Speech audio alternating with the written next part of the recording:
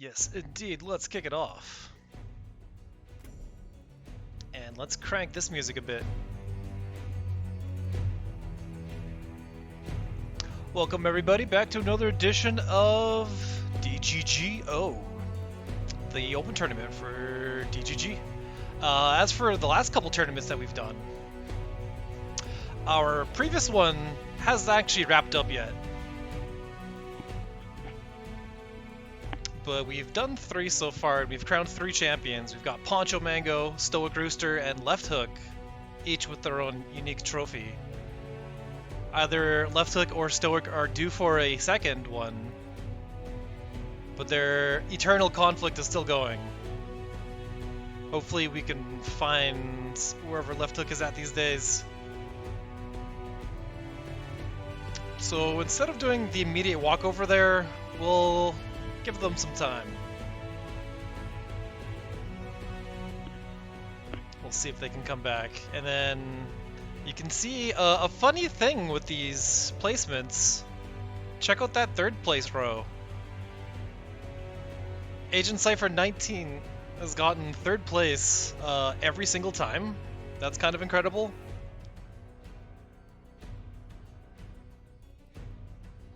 Yeah. We are, these previous tournaments were all on a bracket kind of style. We've mixed up the format each time, but this time we're doing a groups kind of thing. We've got 2 groups here of 4 each, and 1 extra. Fuzzy Moth is the 9th player. Kyofis, we could not contact him, so he ended up dropping out of the group. So we've got a group of 4 and a group of 3.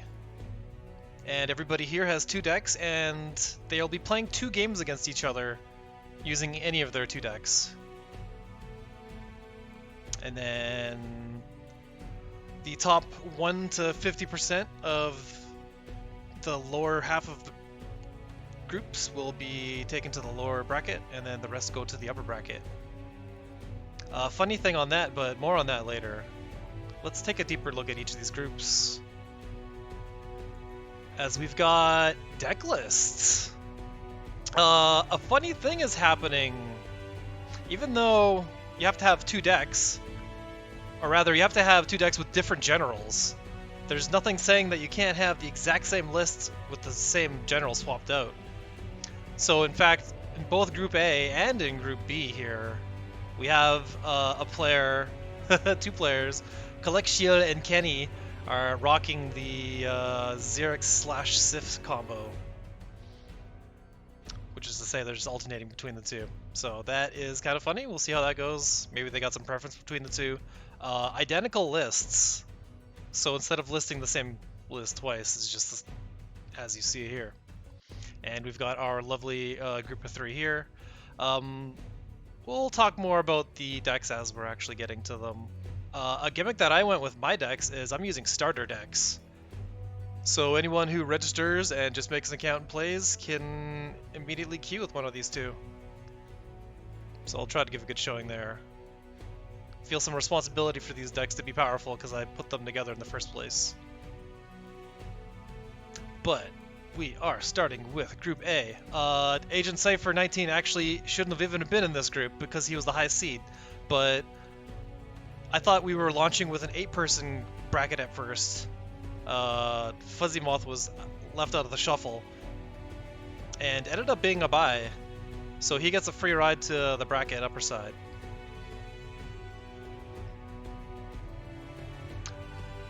Let's start with Agent Cypher versus everybody. And that'll be half the group right there. 6 replays. Once we've gone through all these, then we will go on to the Group B, and then from then on it's double elimination. So we put in the maximum amount of stages for this tournament.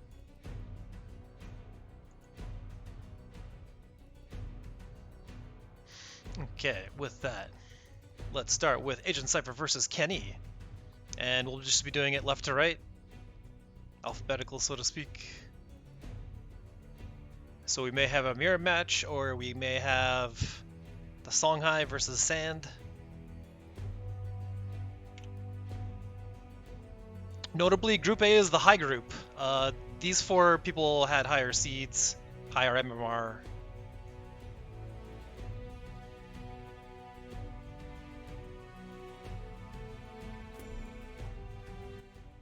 Now let's lower this volume a little bit and get on our epic way. We have 18 replays to go through.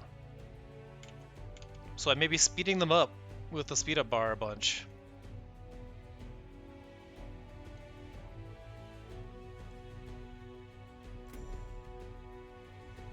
Okay, starting game number 1 of DGG number 5. The first of the groups in Group A. Agent Cypher 19 versus Kenny.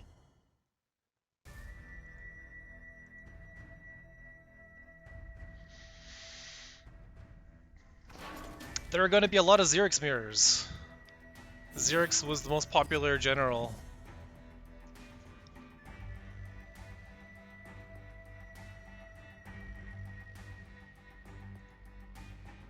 In fact, if we look at the counts, we've got 2 Abyssian, 1 Lionar, 2 Magmar, 2 Songhai, and 11 Vitruvian.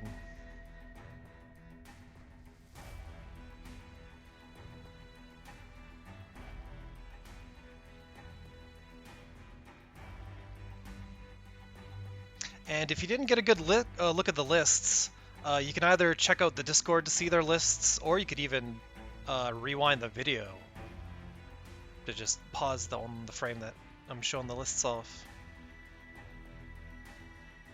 Excellent open here, by the way, by Kenny. You love to see the Metallurgist turn 1, and Agent Cypher is going to have a similar power with his own Metallurgist.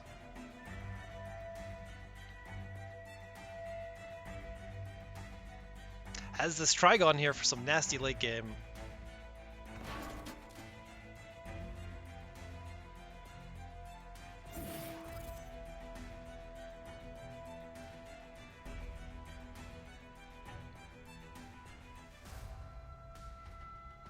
Celebrate in the front.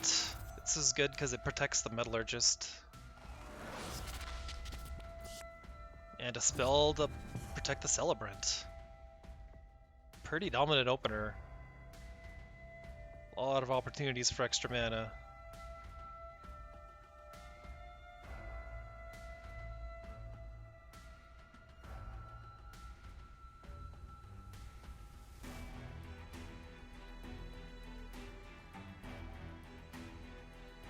Places and finds a Portal Guardian. Kenny might want to look to Second Wish to clear the Metallurgist, or might want to get a Windstriker out to clear the Celebrant.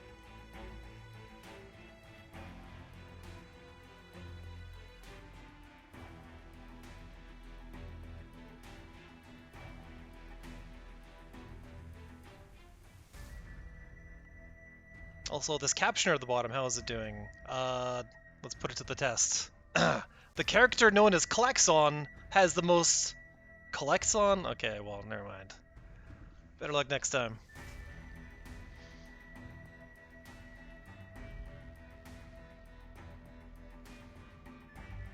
Kenny really thinking out his options, doesn't really know if going for the tempo play of the Second Wish is really worth it, or wants to set up some kind of late game with a Celebrant or a Guardian. Has access to 4 mana or 5 mana with the Mana Steal, or 6 mana with a double Mana Steal, and is that actually the play? You make a Portal Guardian, make a Windstriker? A lot of lines, but this is Kenny's entire clock.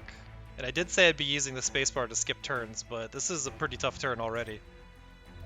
Kenny! Did this replay desync? Oh, he's leaving it to the last second.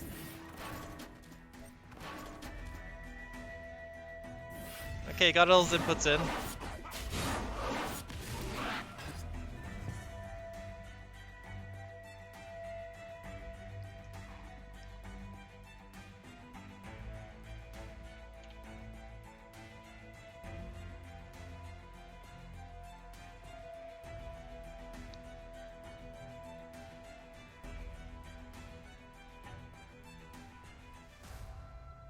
Agent Cypher's got the option to just shred off this equipment with these two alchemists. Could drop this Trigon. Doesn't have anything good for Sand Swirl yet.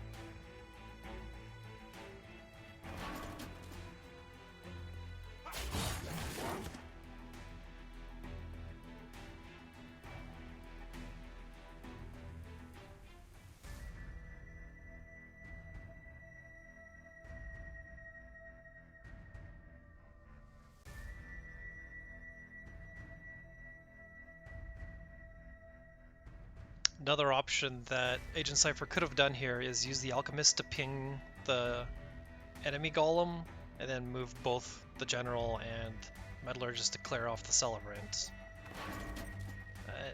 Leaves... That would left Kenny with the artifact though, which wouldn't have been as good. Definitely Trigon time though.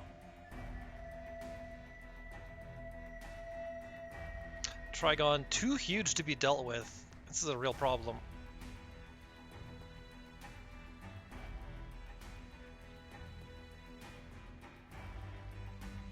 Best option seems to be to fade a turn and then hit it with a Sand Swirl Reader next turn if possible.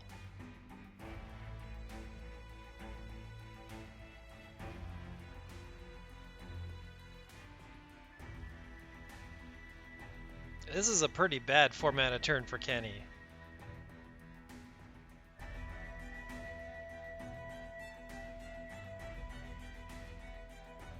Like Portal Guardian BBS?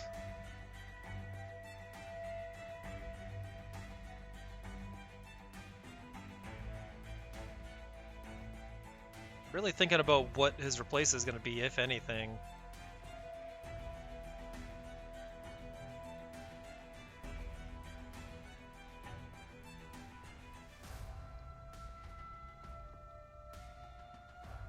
Definitely needs to get out of range of this obelisk. 2 steps back would do it.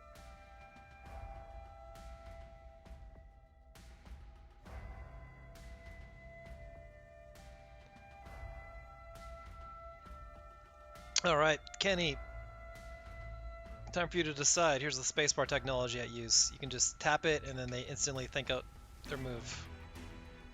Or you can tap it again, put it back on track. Or we can just, there's actually no visible indicator which state it's in, but let's go fast. He's running out of time anyway.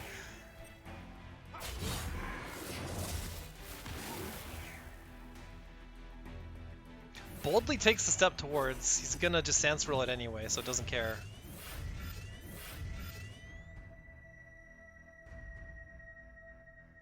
Could end up taking just a ton of chip damage though.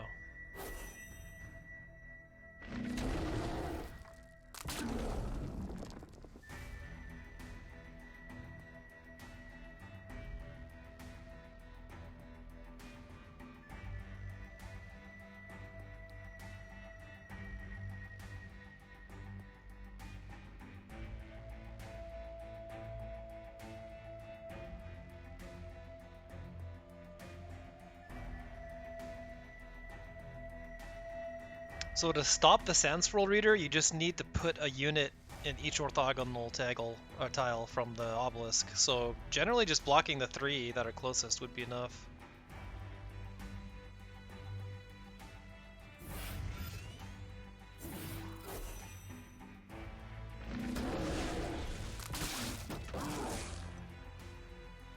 Sand Swirl is really nice when your opponent has already a full grip of stuff in their hand.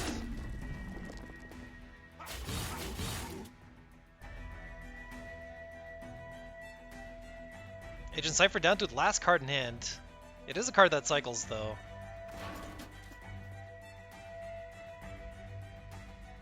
And with a really nice board comparatively. Has the Sand Swirl.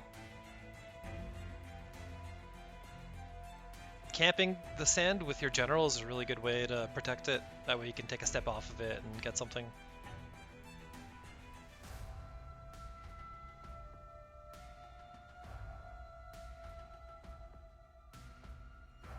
Is the turn still the Sand Swirl Reader the Obelisk? It looks like it is, based on that step.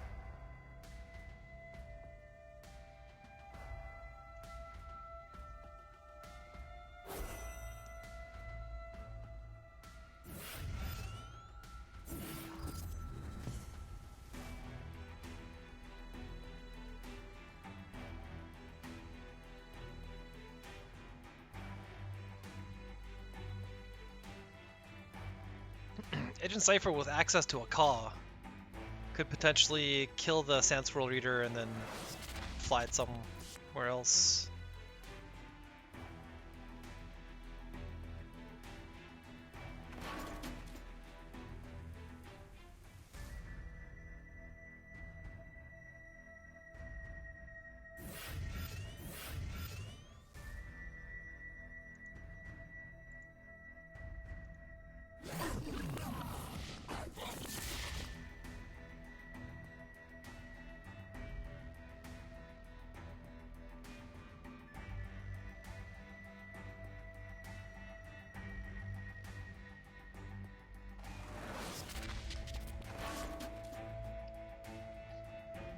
Yeah, so instead opting to drop the Trigon right on the same spot, which is pretty good.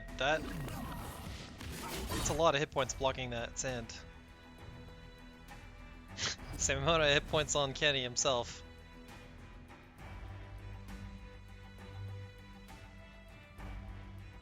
Kenny's in a pickle.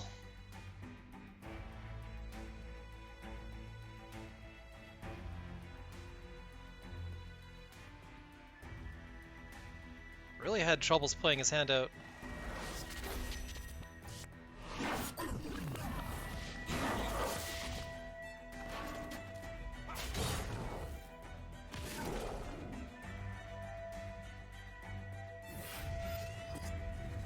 This could be over based on the Dervish spawns. It looks like the Dervishes didn't spawn so aggressively, so Kenny may have one more turn yet.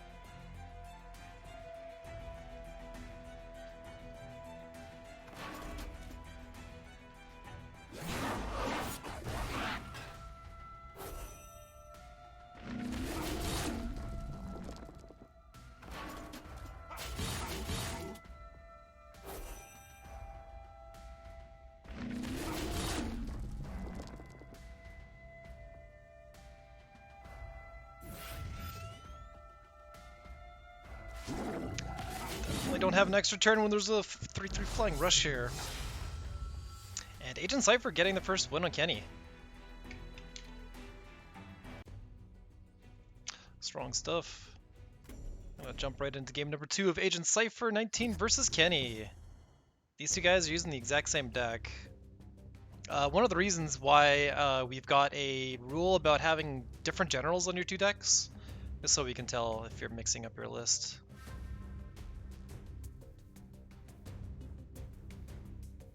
So Kenny a Vitruvian specialist, Agent Cypher actually with 200 Songhai banners and wins instead.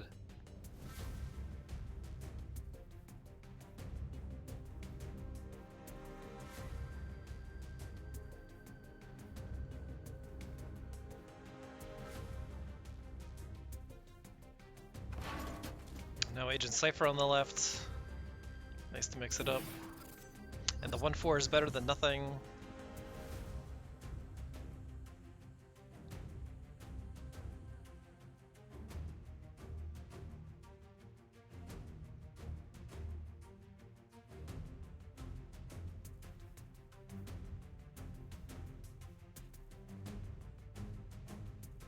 Kenny's got the pretty nice opening of Celebrant plus Dreamshaper, where you pass your turn and go to 6 cards in hand.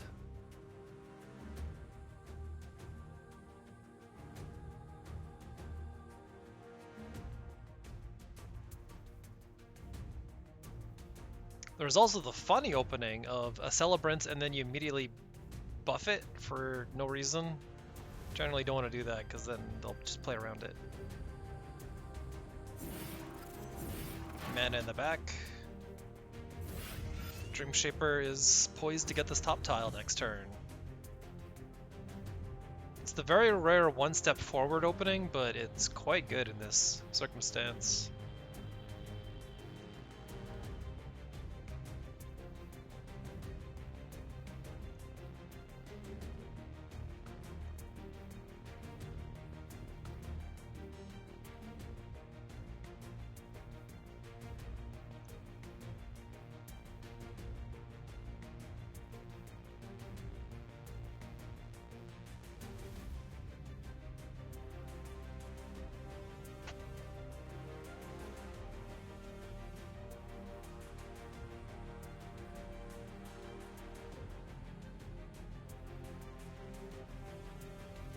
Not really great options here for Agent Cypher. Dreamshaper cannot proc. Fireblaze Obelisk and Portal Guardian are okay.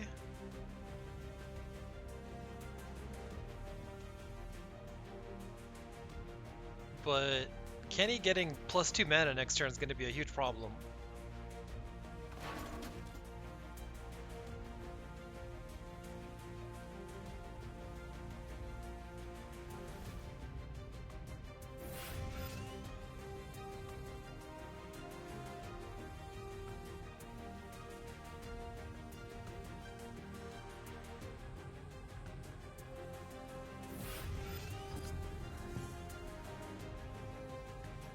Just drop the Dreamshaper anyway.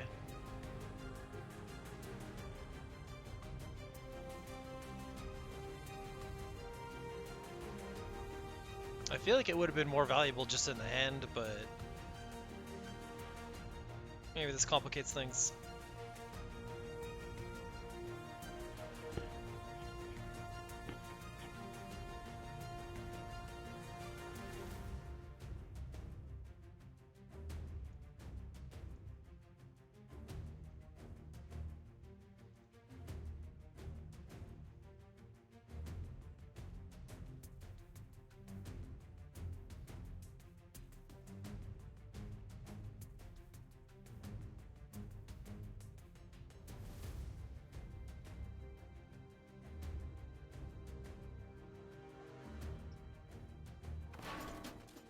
So Kenny with that mana can afford himself a Nimbus.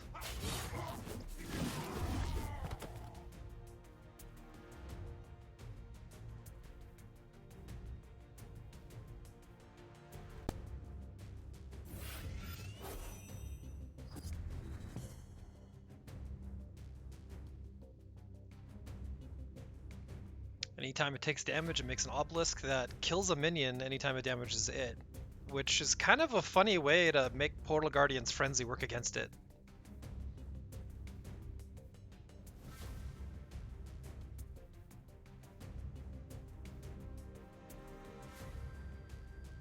Agent Cypher here, in fact, has a Fault deck.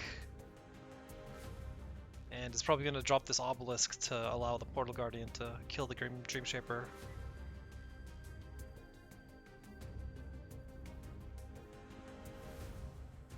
And then +1 with the Iron Shroud. Never mind. Maybe this Portal Guardian isn't attacking at all.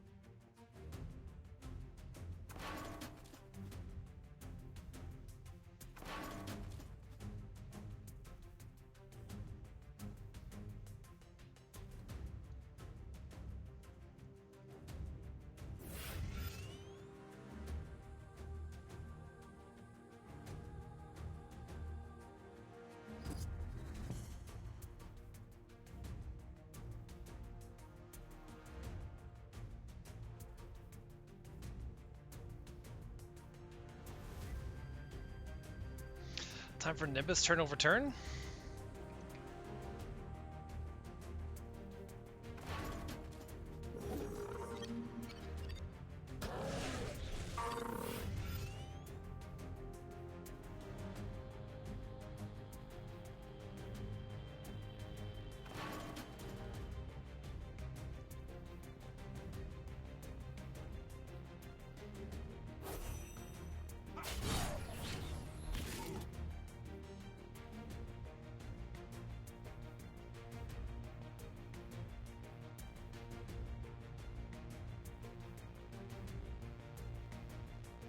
Probably wants to drop the extra Nimbus.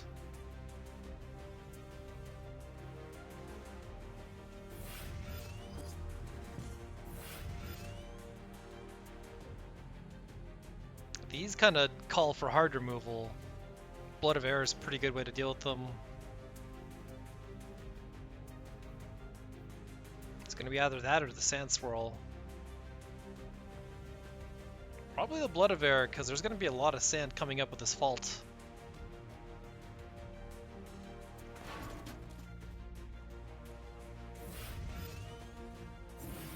And never mind.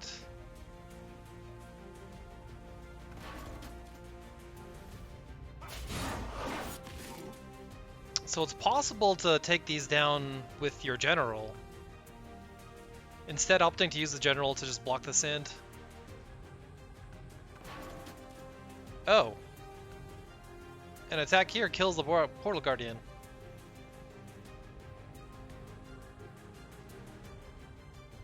What was... Is this step just a block? The diagonal? So now the Nimbus can't hit Xerix. Oh, never mind. There it goes. Boom.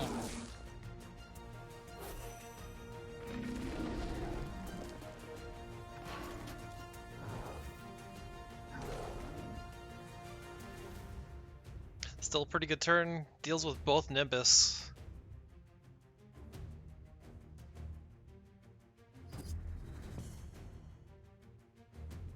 And again, Kenny plus 2 cards in hand.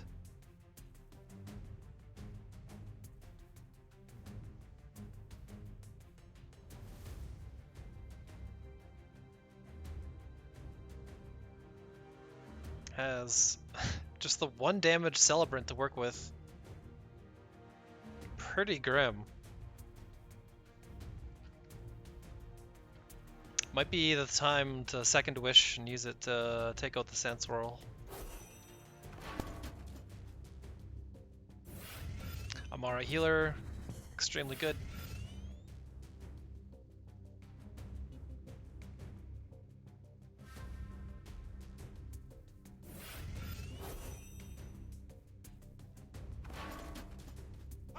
Well, it's extremely good if you can get it to stick. And if you're fighting someone that doesn't have removal that's this efficient. Because transforming gets around the death trigger.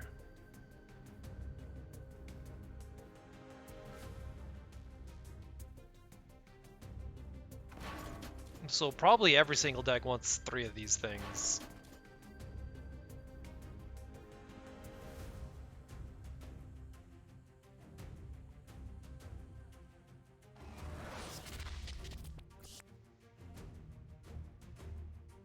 And it's almost the full surround. Windurvish is just going to expire, but Kenny's health dropping rapidly.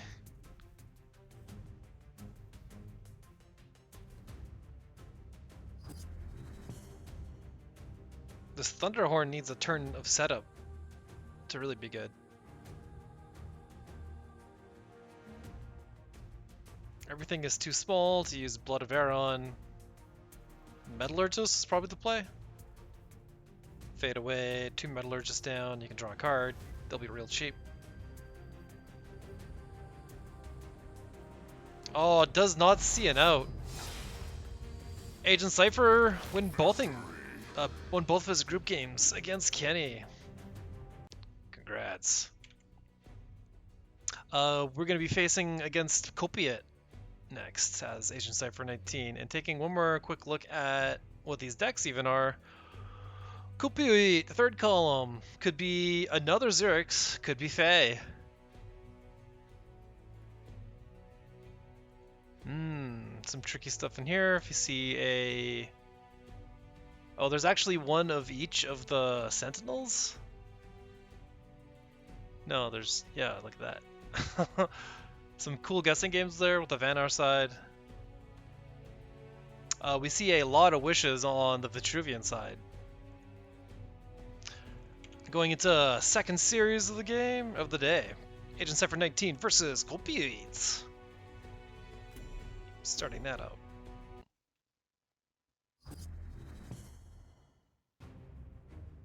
Wait a sec.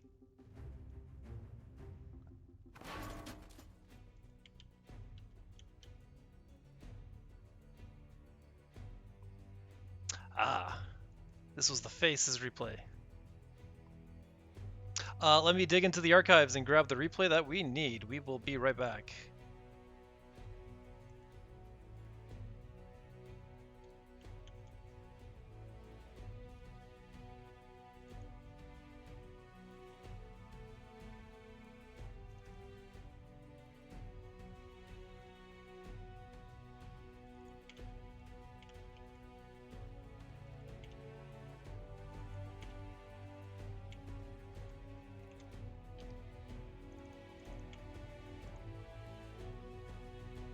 Bada boom! Alright, let's get into second series of the day. Agent Cypher 19 versus Kopiuyt. Kopiuyt? Who knows how it's pronounced?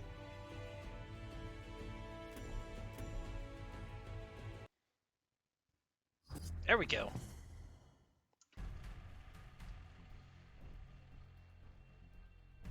Check out all these Gauntlet top 20s. So we've got the Vanar deck out. Iceblade Binders in here, which is a DGG exclusive. Slows everything. We'll see how that goes. Good for the artillery setup.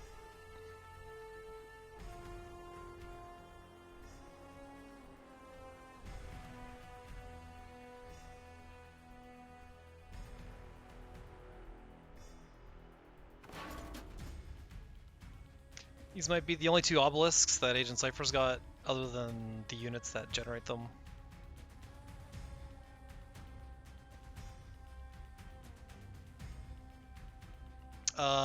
Notably, they're extremely weak to Lightbender. Lightbender are really good against Vitruvian in general, so you want to replace to find them and then keep them. Because Portal Guardians, Sand Tiles, it all gets shut down.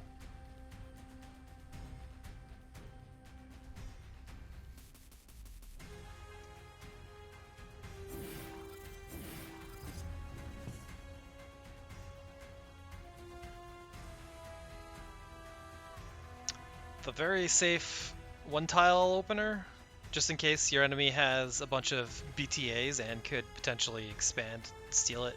That's why it's not in the middle.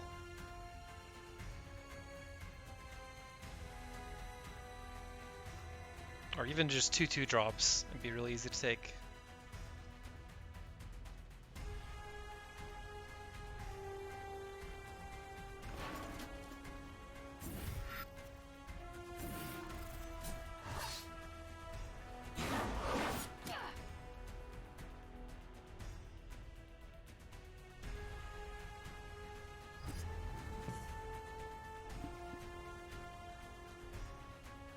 Pretty nice opener, telegraphing that he intends to use this Warbird next turn. So probably looking to drop the Bloodbound Mentor next. Agent Cypher basically stuck, all these units blocking the way.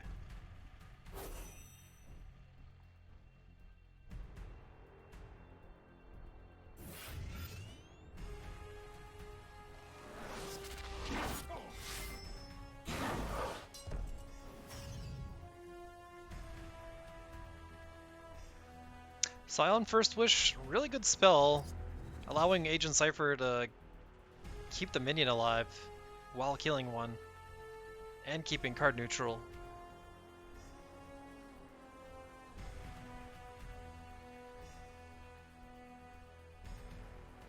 Although if the buff falls off with this Dispel, then the minion immediately dies, so it might be time for the Lightbender. Even though... Okay, it's not time for the Lightbender, it's time for nuking.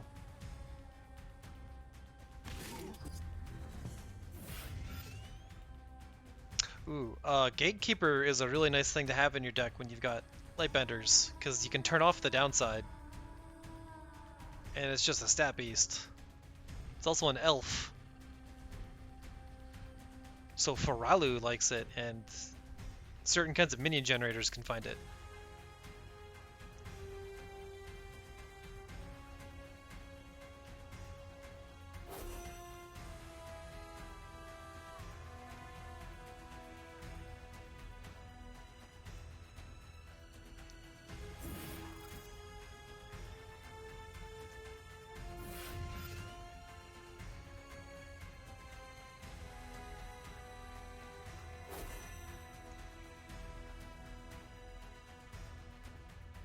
So against this kind of deck, you have to approach.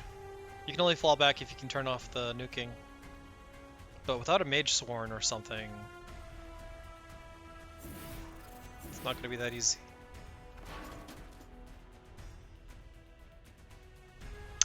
Contrary to that, immediately falls back to the back line.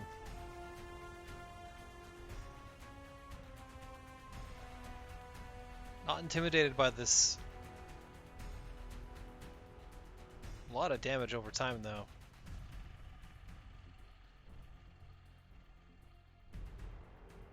These Warbird spells that you get handed to by the Bloodborne Mentor, or Bloodbound Mentor, really good thing to replace. It's kind of like a card draw.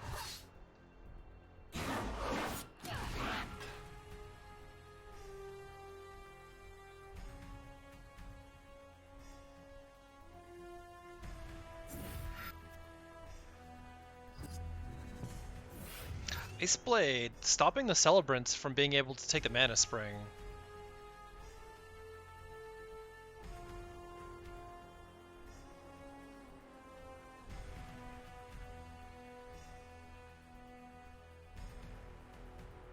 Also, it can take 2 steps up and slash the Obelisk next turn.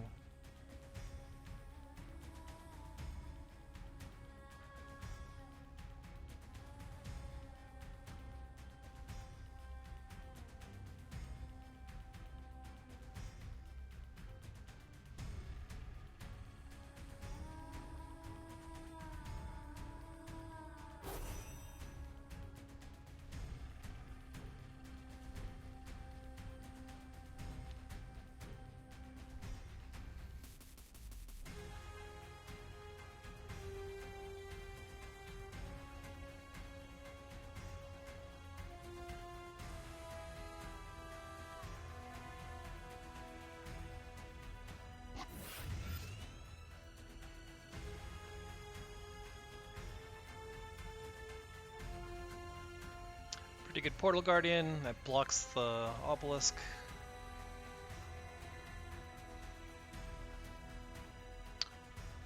Kopiuyt's got Rolling Snowstorm here. Love to see it. Another DGG exclusive spell. And is pretty good against Obelisks.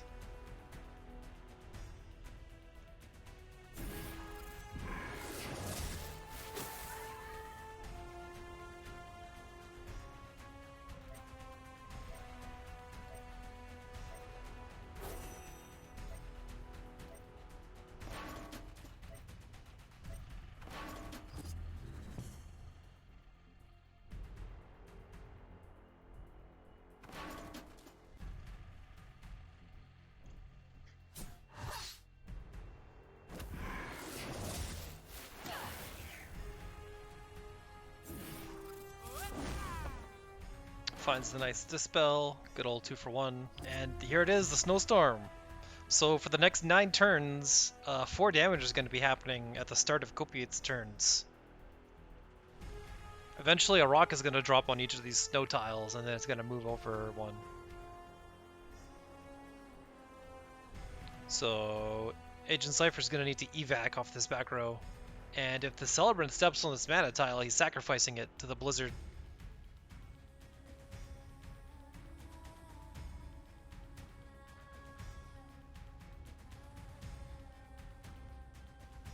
Pandora.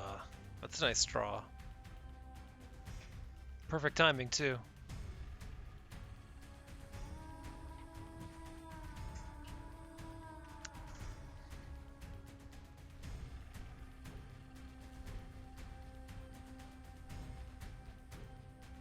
Might want to Sand Scroll Reader his own Portal Guardian, because then that's one way you can get around the Dispel. Or do the same on the Obelisk.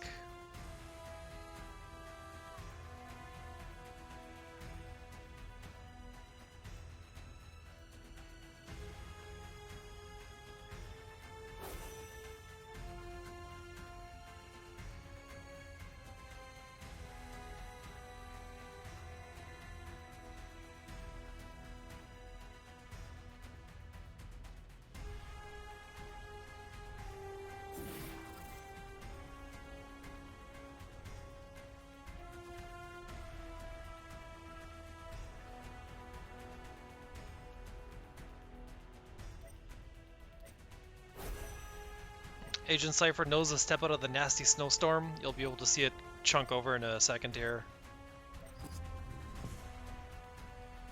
Oh.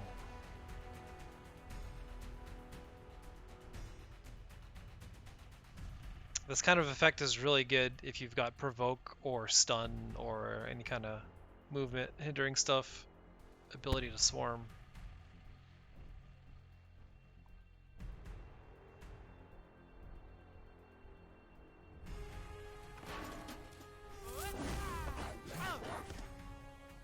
So Pandora's great, but you gotta think that as soon as you place it, it'll get immediately transformed into a dervish or something.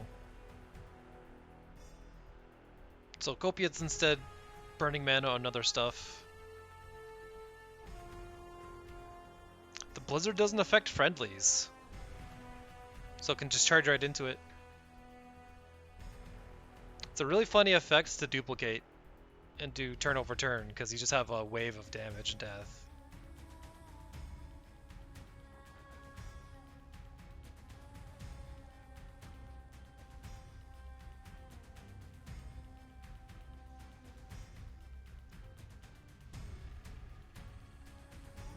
It's a good time to take 2 steps back with a Celebrant.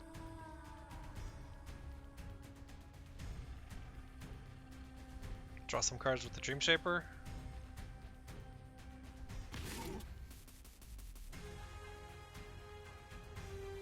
A lot of nukes in the pocket.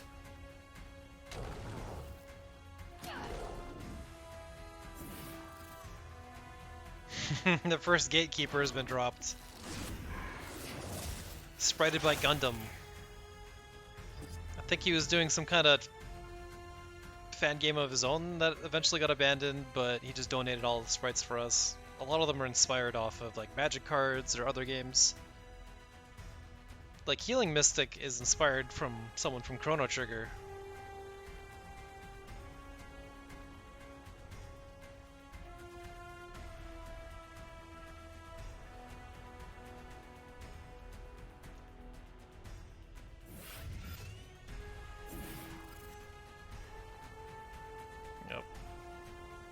Ooh, when you have a full hand, you can't draw cards anymore, or rather, when cards are returned to your hand, they're just destroyed.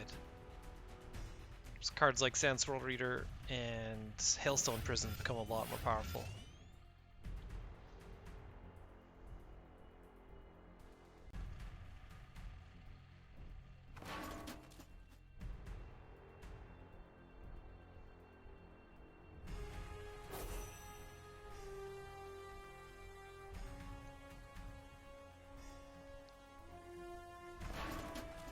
And then next turn, Agent Cypher's got Make the Fault activate it.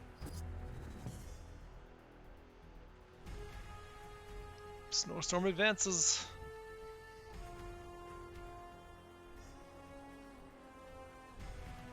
Oh, a second Snowstorm procured.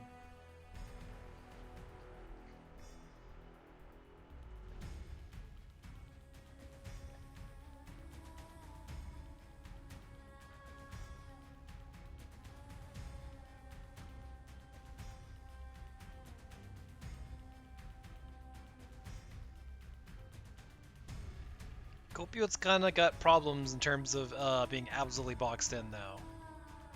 And these tools don't exactly resolve that. Best play might be a Lightbender just to get rid of the sand tile? Nah, best play is definitely more snow. Very cheap spell too. Advancing towards the snow. This is really good. Because these units might get shredded if they don't watch their step.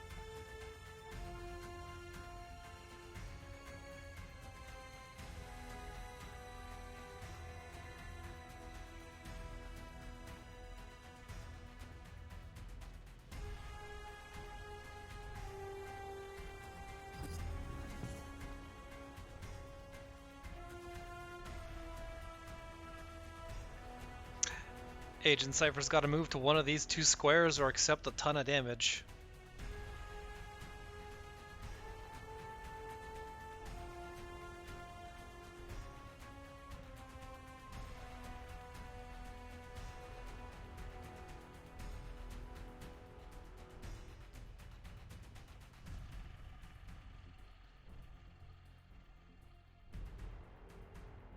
The Gatekeeper and the Snowstorm actually came out in the same patch. The last card dump that had happened. Some cool stuff there. Yeah, loving the deck choices, Kopiuyt.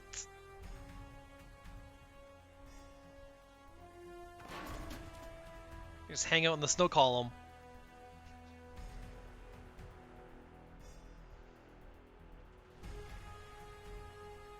Yeah, let's see you try Surround now.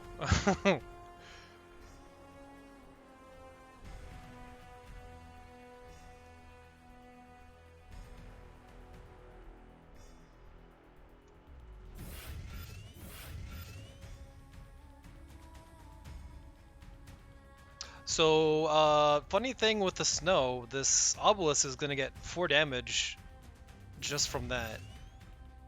So a single general bonk will end it. Or a BBS. Now that all these friendlies are in line, do you even want to take the step over? Maybe just accepting 4 damage is best. Oh, never mind. This can't be good news for Agent Cypher, because Fey BBS here is shut off by the 5th Canopic.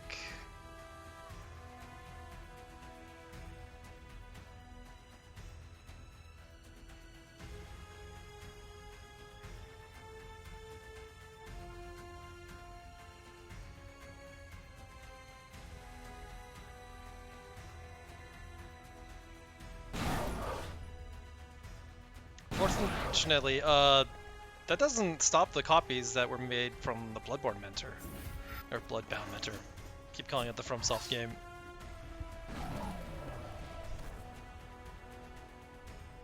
Shreds the column anyway.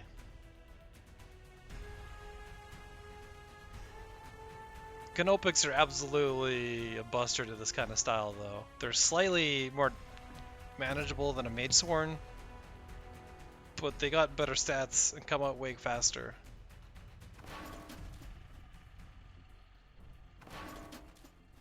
It's almost like you have to burn a Dispel on them just to get the deck functioning again.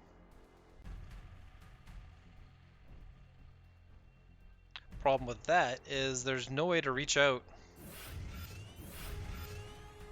And the cause here, which means the binder is gone.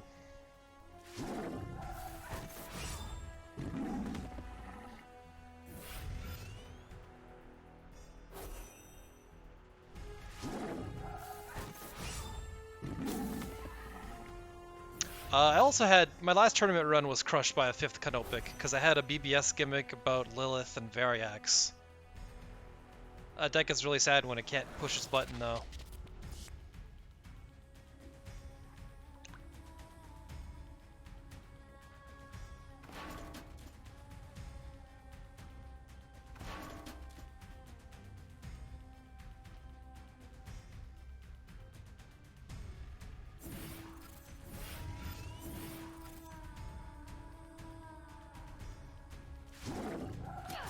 An absolute ton of units.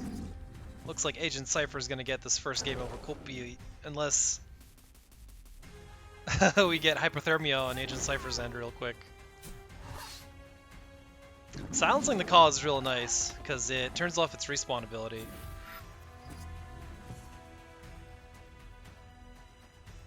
And I was definitely going too fast to see which of the 3 Sentinels it could be, but this could be any Sentinel. Also, we got the Glacial Fisher. Excellent. You can never be safe in the center column against Vanar.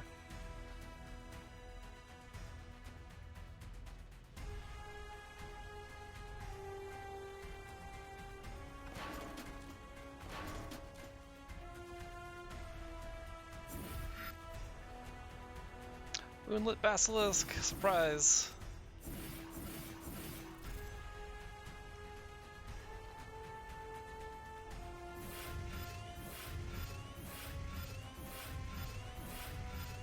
So the Fisher here actually chunks this center column army. He even destroys the obelisk at the top, which isn't doing anything. So it might be too good to replace, because it's like an extra time.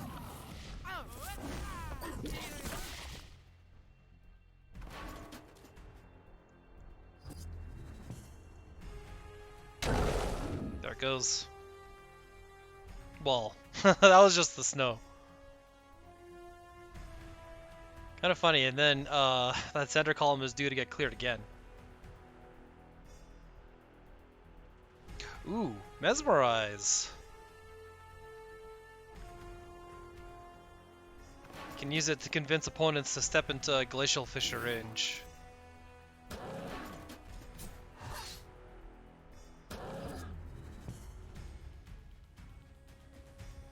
Plays the Mentor, but can't make use of it yet.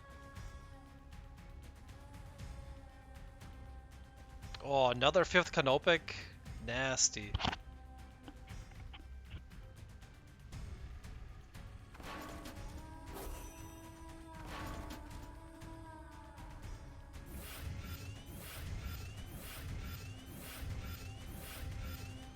So now there's 2 must dispel targets and they're on opposite ends of the board.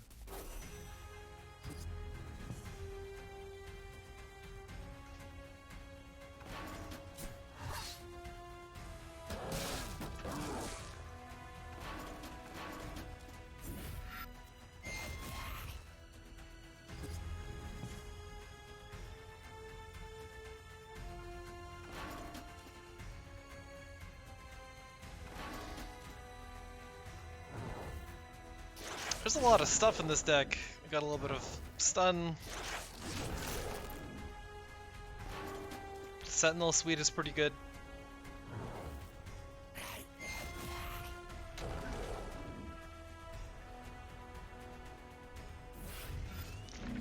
What it needs though is Chromatic Cold ×2 or something. And with that, Agent Cypher takes game 1 over Kopiuyt. And between games, players can choose any of their decks. So either of the 2 that we saw could be here, but we're going to be running it back in both cases.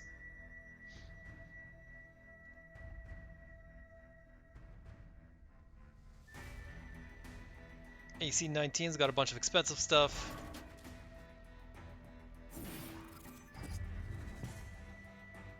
Choosing the Azure Heralds as the opener over the Hearth Sister because it doesn't die in 1 general hit. And the Sister might be more valuable.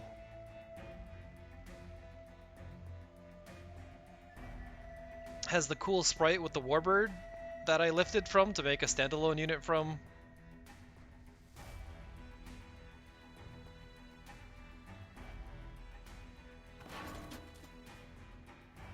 Agent Cypher's got a real nice start.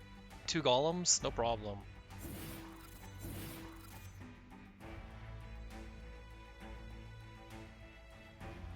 Doesn't do the same opening as last time with the Dream Shaper at the top. Instead, it's in the middle. Probably in response to the Azure Herald because it can't clear it.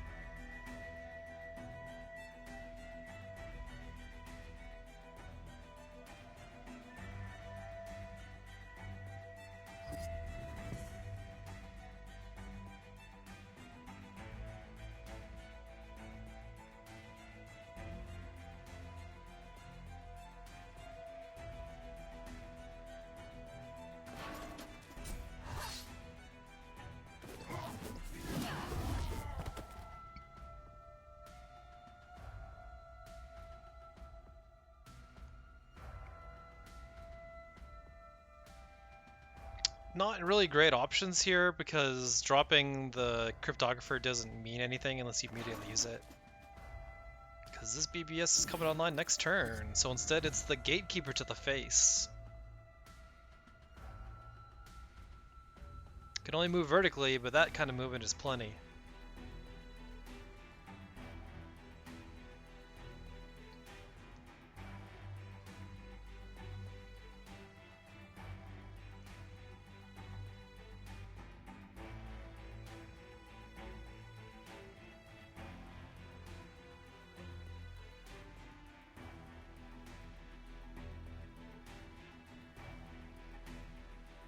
Agent Cypher sticking with this deck because of how devastating the 5th Canopic is.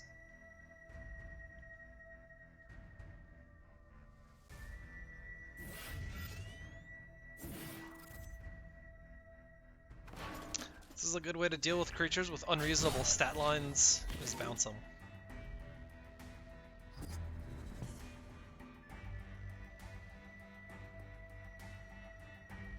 I usually like the Snowstorm with the Arcanist package, because then you can do stuff like duplicate it. Oh, it gets replaced, sadly. Having all 3 Gatekeepers is really cool, though. Might as well drop 2 of them. Or drop 1 Cryptographer, BBS? I don't know. BBS seems really good because it's hitting a unit, but dropping 2 of them seems really good. 3 mana 4/7, no problem. We're pretty close to the 4 mana 7/7.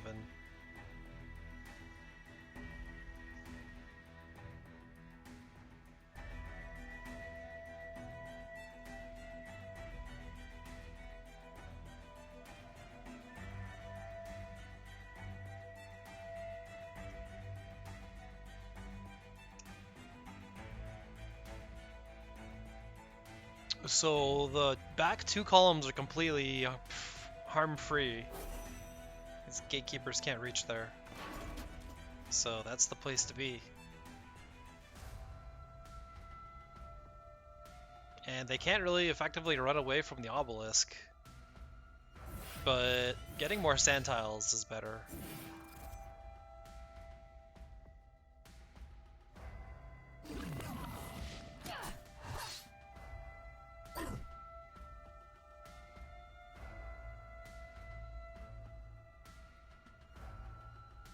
A single Lightbender will clear both of them. Good luck drawing it, though.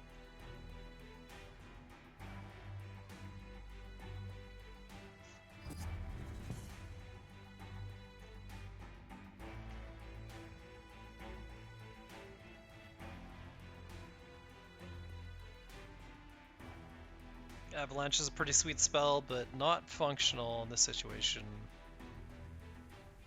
Pretty good combo with the Dredger.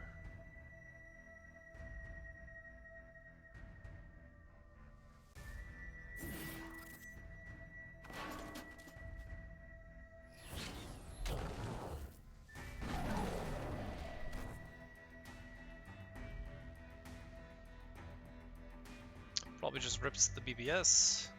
Other option is dropping the Cryptographer to block the sand, but it doesn't really block because it'll just get cleared immediately.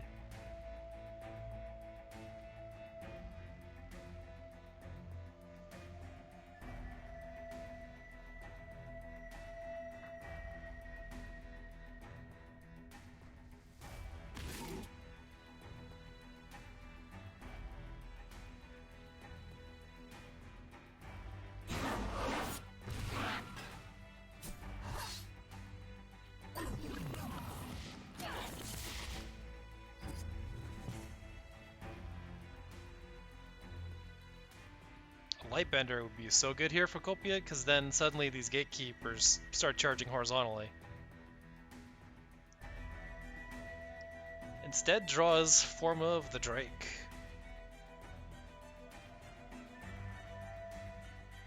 I'm curious how this downside works with flying. I'm pretty sure flying doesn't beat it. Might just be able to go vertically indefinitely.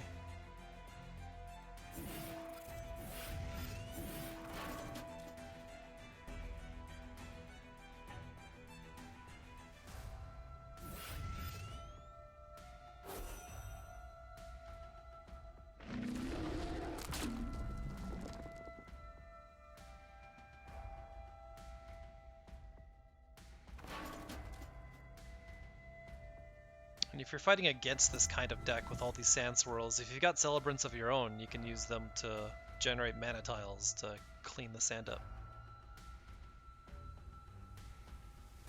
Probably time to replace the spell. Instead, it has a Rift Beast.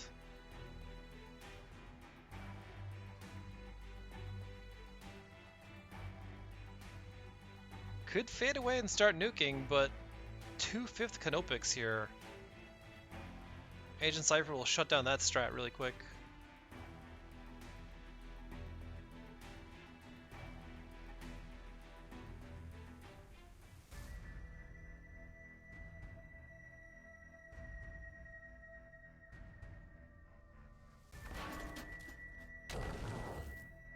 Yeah, priority might be to block both of these tiles. Or just the one. Yeah, this works.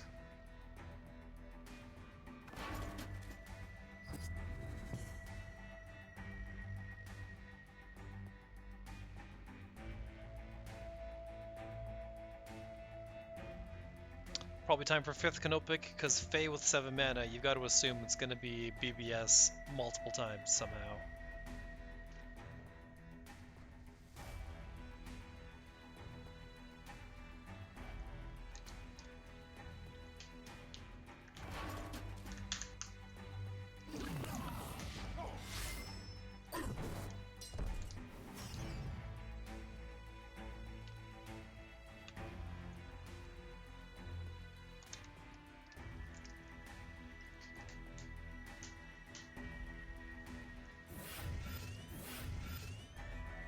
With the 5th Canopic down, the better play actually might have been to have the Gatekeeper on the bottom swirl and then put the General on the top swirl.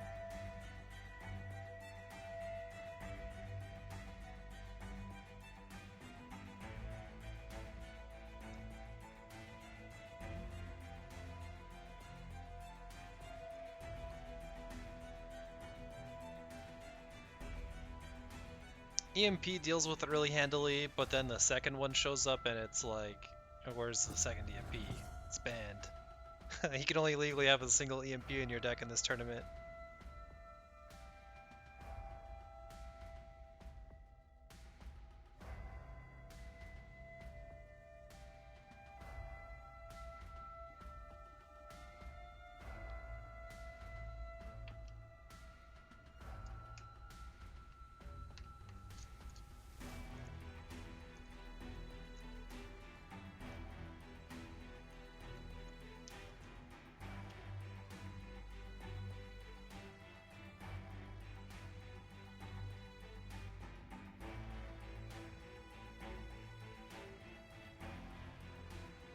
It's probably still the play though, because you can't just assume that they have another one.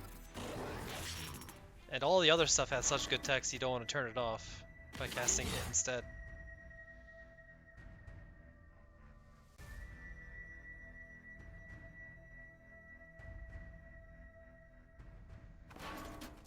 This long distance is not exactly against Kopiuyt's favor too, because being able to Rift Beast turn over turn is a way to get ahead.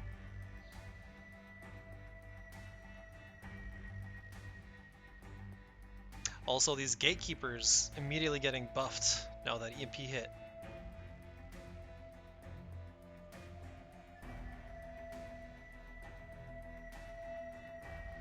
Gatekeepers are pretty strong, y'all. I like them a lot in Kalios, because you can just blank them to get around the downside.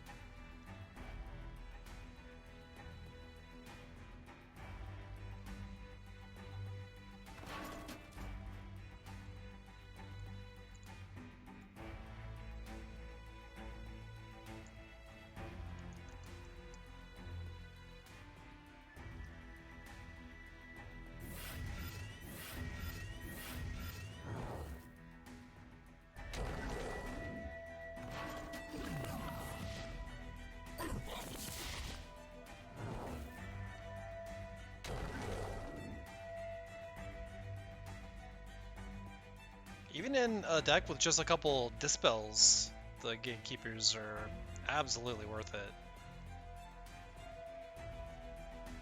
I like to go all in with like the Cell Souls and such. A lot of Lightbenders. The angry emote coming out from seeing 5th Canopic the second.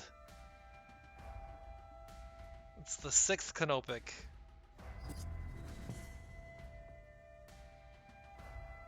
Oh, here's the Fugitive. This is what we want with the Snowstorm for the Endless Blizzard.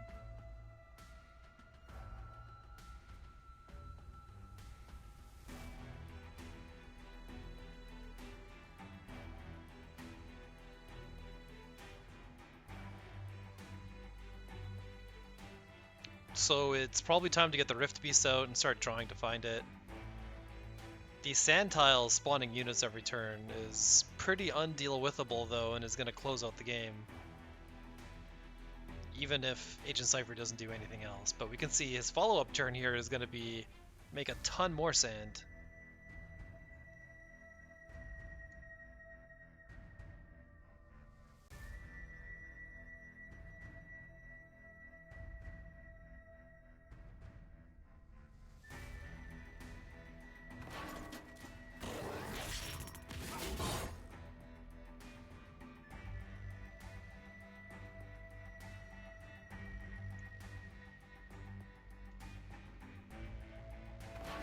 Able to get a pretty good lick of damage in here.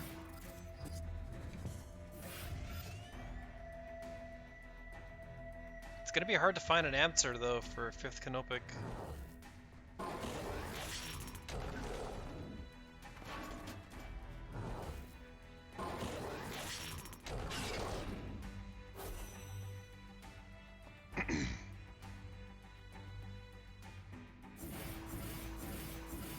Here's the fault, and then here's the BTA.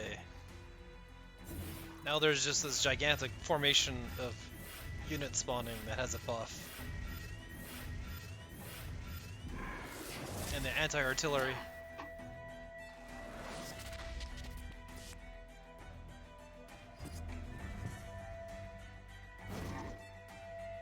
Oh, it draws a card and finds a Hearth Sister. That's one way to pull a unit out from Oblivion, but it is slightly too late. Now there's not enough to deal with it.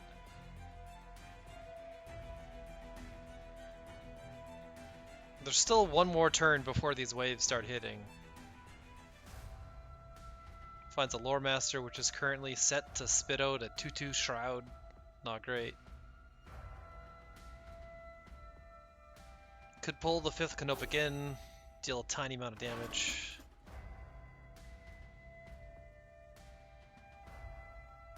The binder slows the onslaught slightly.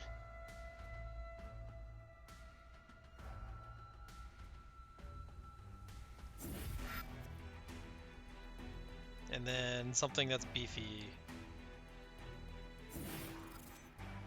The Owl. So the next turn, this 5th Canopic can actually die, but it's already done so much damage that this game might be in the bag for Agent Cypher, despite being 1 EMP hit from death.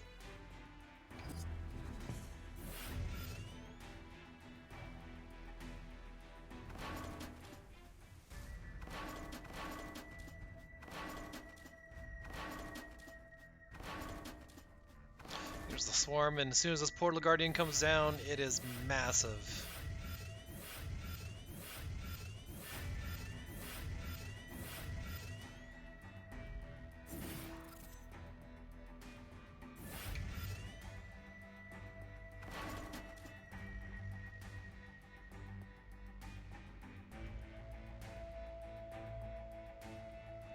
Yeah, this is the power of these sand tiles. And it's a big reason why we have the free pet banned, so you can't just activate them for 0.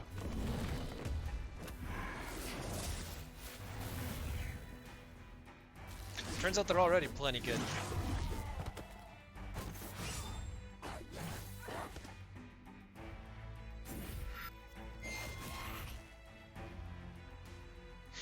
Kopiuyt buying 1 extra turn.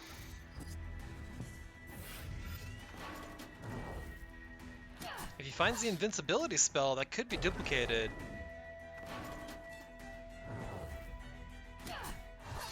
Has so many mesmerizes though.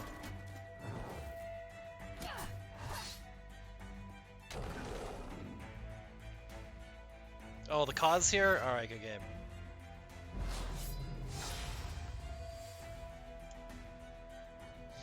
Agent Cypher going up 2-0 against Kopiuyt. Kopiuyt. Okay. Some strong stuff there. As we say, as we do, let's have another look at these groups one more time. We are 2 series the way through the first group, so we're 1/3 the way through the group entirely. The actual decks actually have a bit more detail though. Next up is Agent Cypher 19 versus The Face, aka Indubitablement on the right column here. Sporting a Grow deck. No, this isn't grow, this is build. With Grill Master as top end. Also, we got some Kara here. Doesn't have the Latigris, but does have the Arcanist package. Not running Rolling Snowstorm. See how that all goes. Series number 3, Agent Cypher 19 versus O underscore underscore underscore O. I don't wonder what she dies being saved for. Maybe just the brackets, I guess. Going into game number 1. This is the last Agent Cypher 19 game that we'll be taking a look at today.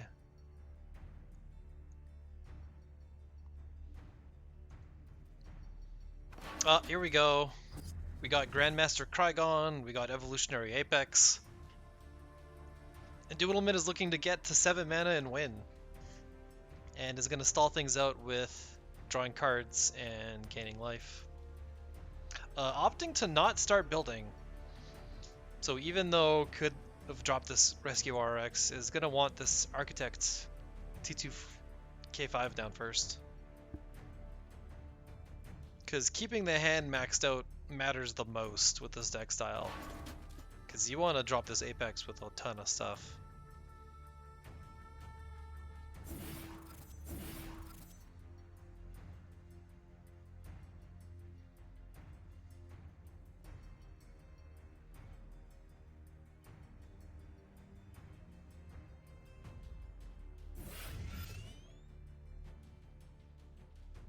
The Dream Shaper, might as well call this the Dream Opener.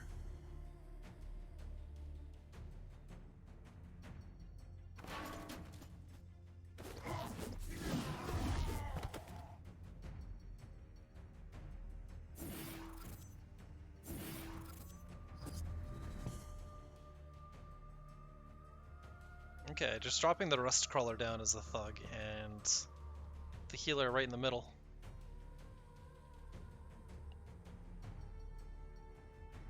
Which has build 2, and the Architect has build 1. So, gonna want to drop this next turn for sure. Agent Cypher could get cooking with these obelisks. Has access to both mana.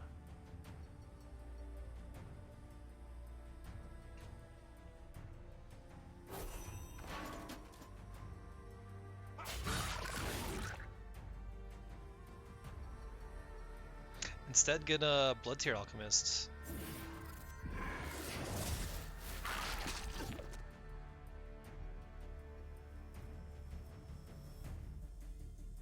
I would have thought that 2 Fireblaze Obelisks would be fine, but maybe deleting the minion is a bit better here.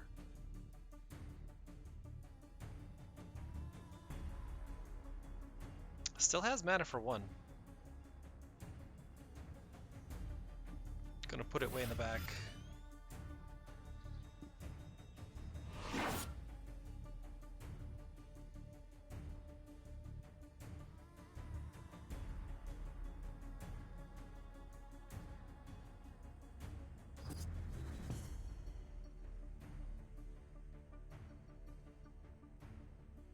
Gigaloth.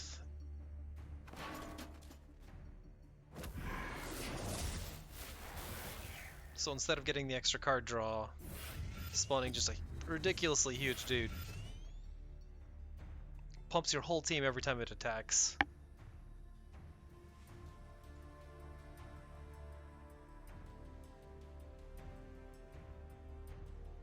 And Indubitable's just gonna be derping around for another 2 turns and then gets serious.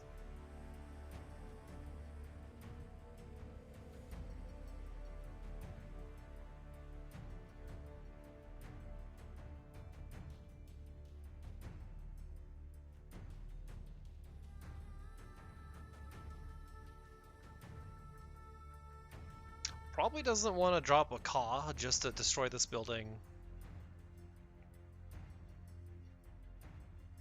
But is finding himself 3 damage short otherwise, so it's Ka time.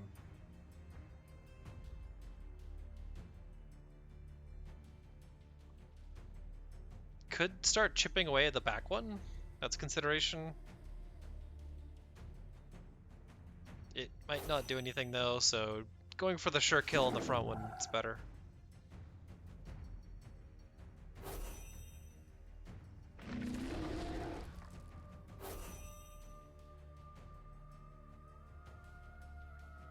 This golem's just gonna chill.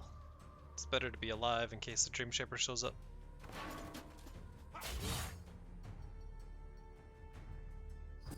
Oh, crack-a-boom! Got a wicked thunderstorm going on. Well, hopefully I don't suddenly lose power. Because my recordings would go Kopiuyt.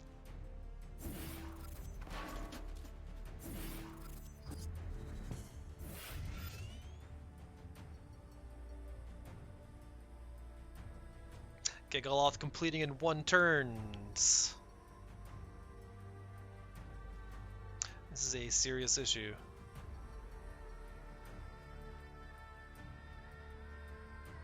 And a lot of cards are going to be drawn for this TK.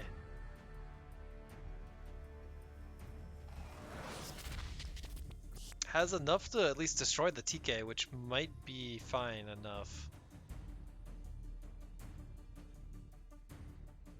Because then maybe the Apex is tiny.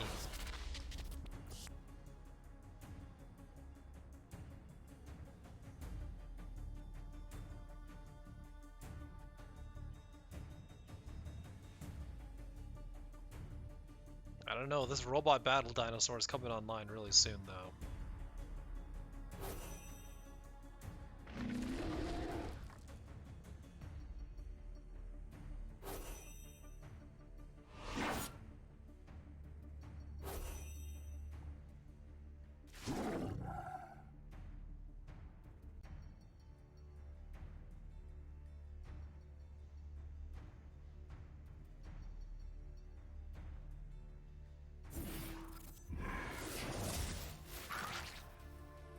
Fortunately for Agent Cypher, the face doesn't have anything better to buff up than just rust crawlers.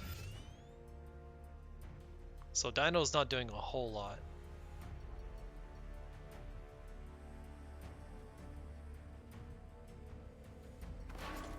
And the Ka has a backup Dervish back here, so it's pretty much unkillable.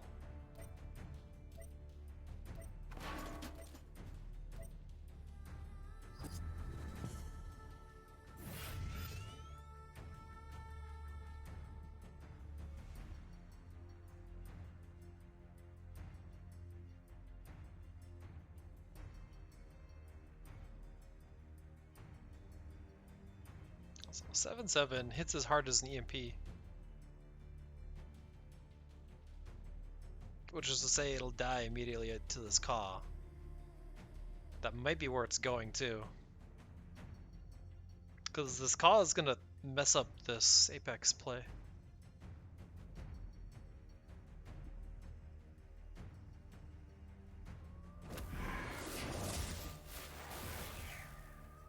Might be best to draw up a Rust Crawler.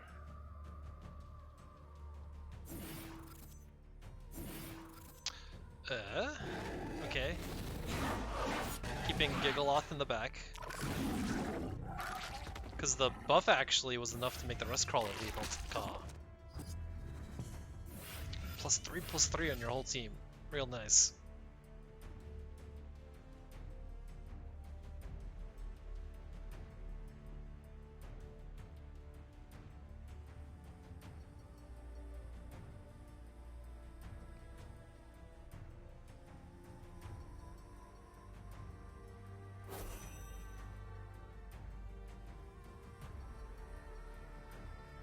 Another Fireblaze Obelisk. This Ka hits for 6. Because all the obelisks are out. So it can just one-tap the Gigaloth. And then destroy the Rust Crawler.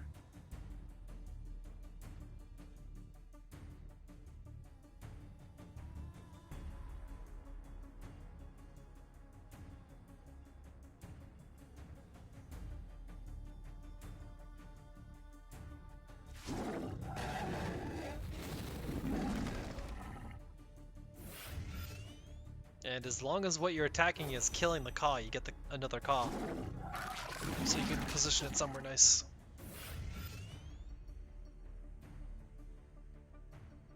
So now that it's Apex time, maybe it's too late. Because EMP kind of makes a joke out of that.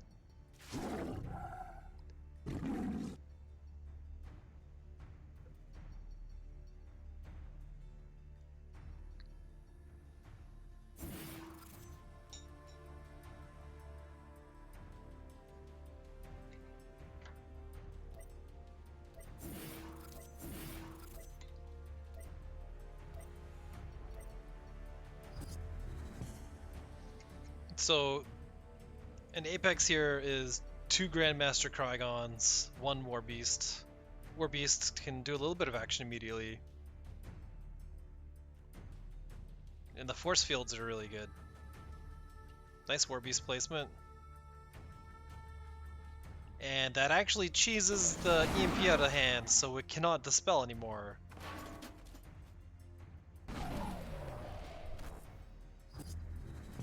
So when you're fighting the Apex player, you actually have to keep sending your EMP away, and then hopefully draw it afterwards. Oh, Agent Cypher with no mana plays.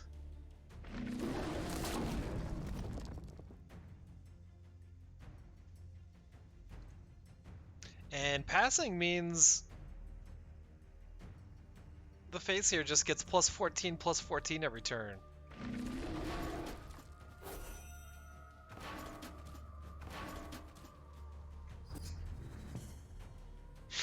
You can't even outspeed that with the fault.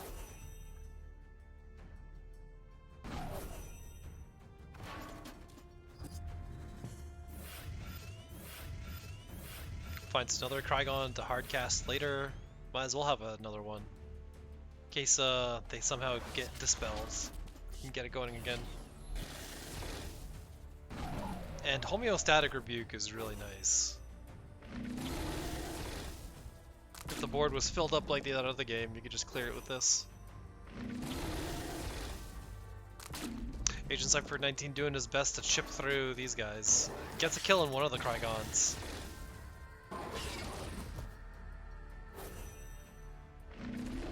Don't think our Magmar player is gonna care though.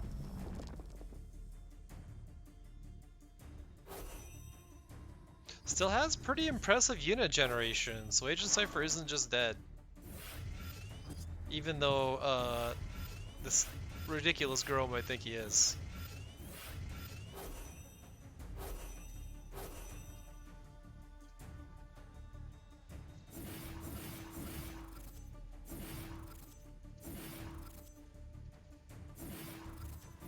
Okay, so with a swarm of units that have a bit of an attack buff, these Krygons can be chipped through, sort of. Maybe not.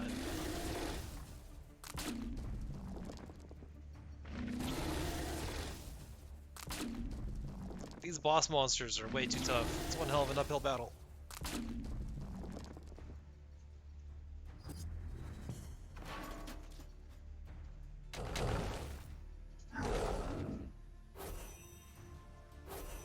Able to kill multiple units, because Frenzy also.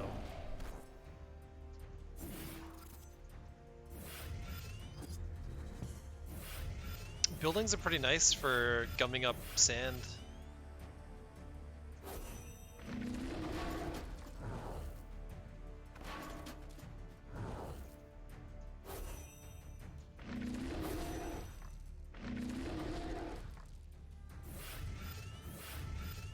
Fifth, Kopiuyt stopping the ability for his opponent to give him extra cards.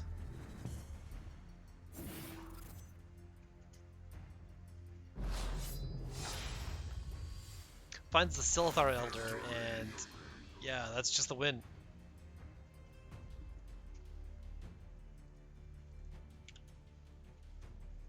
Congratulations to Indubitablement.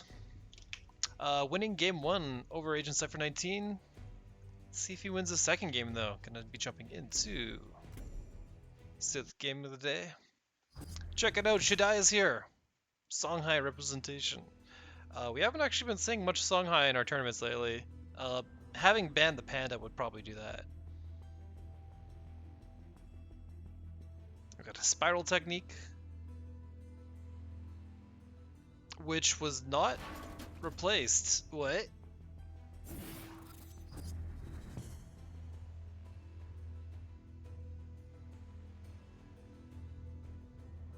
gets the swap on it now.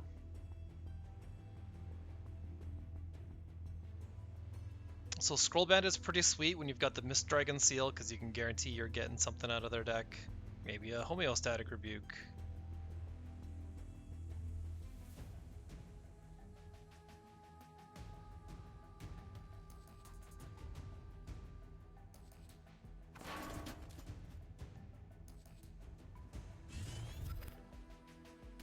And this is a good opening for keeping your unit alive while making a play for the mana.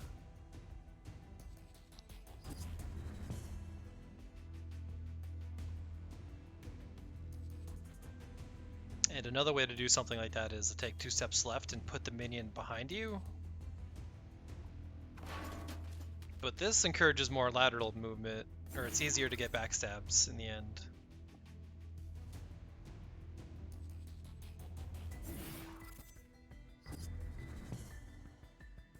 So the Scroll Band is a little bit weaker since when we last saw it. In its original state, it had Backstab 1, which would have meant that it could have killed this Rust Crawler if it warped behind it. But Moggen ended up playing this deck so much we had to do something to it. Because he got like 4,500 MMR or something. Bit over that too.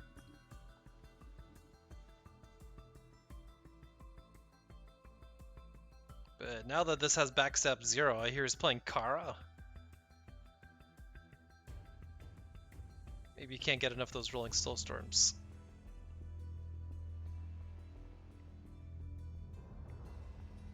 So as for plays here, Lightbender can delete the mana tile, but it can't stop any of these buildings. Might be time to just steal something. Yep.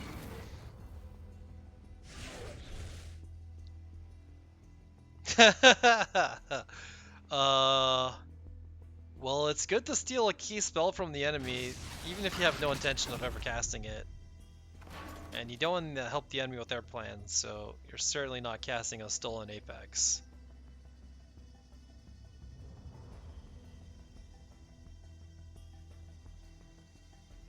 And is able to clean up the bug with the Phoenix Fire, so the Scroll Bandit's more likely going to be okay.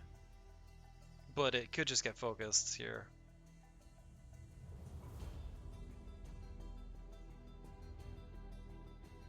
Draws a card, finds 3 rebukes.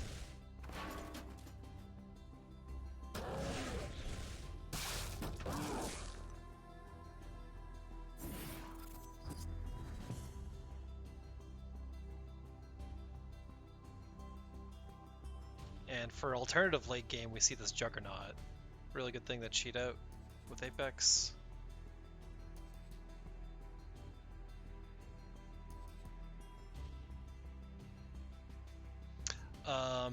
For Agent Cypher here, might be best to grab the mana, drop the 4 Winds Magi, do the BBS.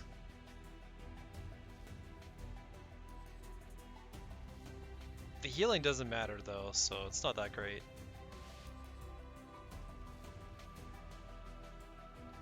And it's gonna get immediately hit, no matter where it goes. So instead, Scroll Bandit. And this guy further back, so it can't get hit.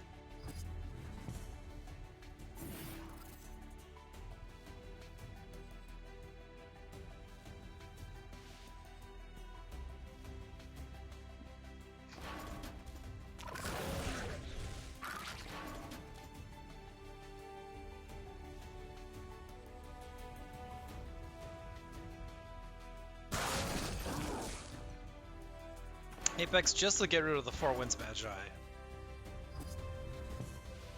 You got to expect that Songhai can just combo at any moment.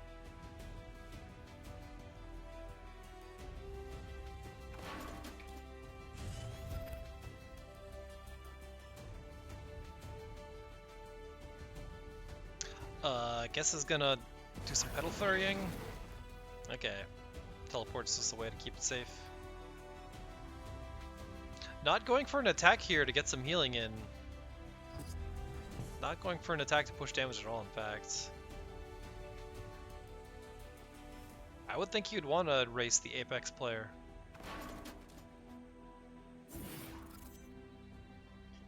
Mage Sworn. Which is basically the counter to this entire general.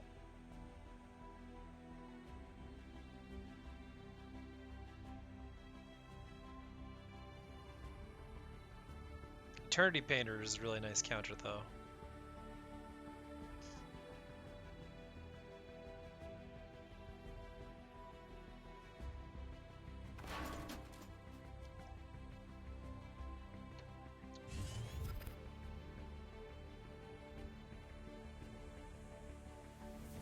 All-purpose Panda Transformation.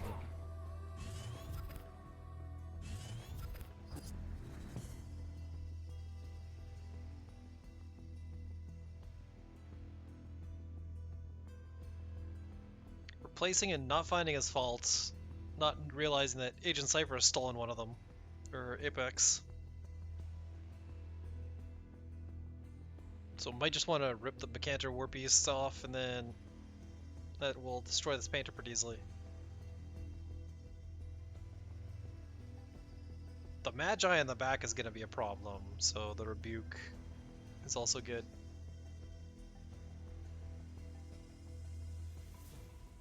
And it's definitely the play.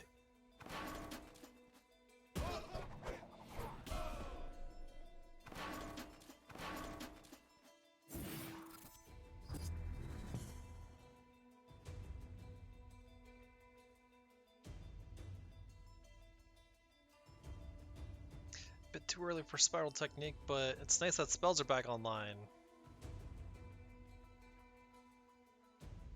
So the question is, do you want to go tall? Do you want to go wide? Probably 2 Prismatic Illusionists and then 2 spells, if I were to guess.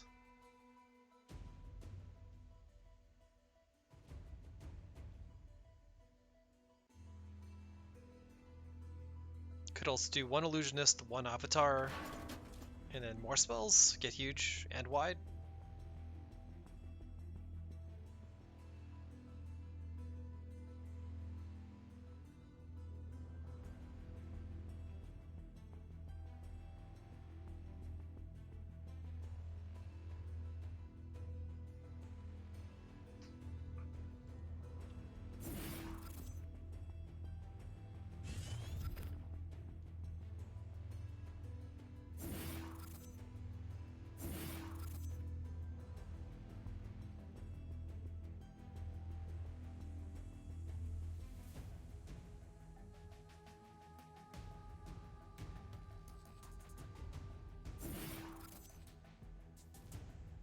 Little does he know, the 3rd Homeostatic Rebuke is just here, ready to go.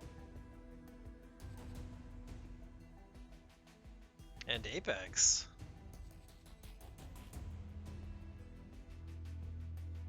This positioning doesn't work for Apex, though. Needs to take 1 step down.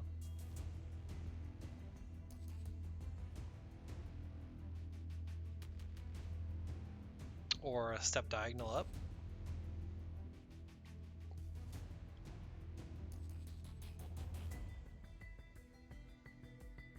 Apex is kind of a one-sided Wrath, and then a mean normal attack can just take out the Avatar.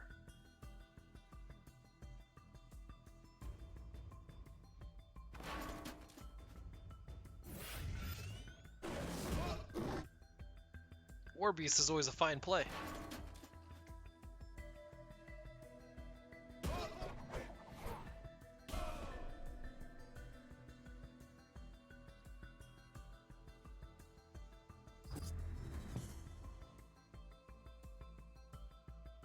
Agent Cypher could just run back that same turn.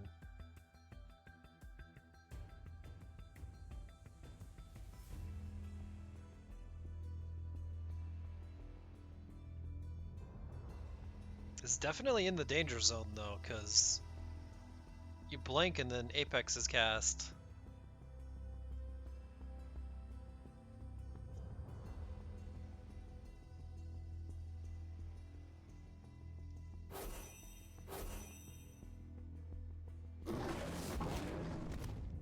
taking 4 damage instead of just using an illusion there.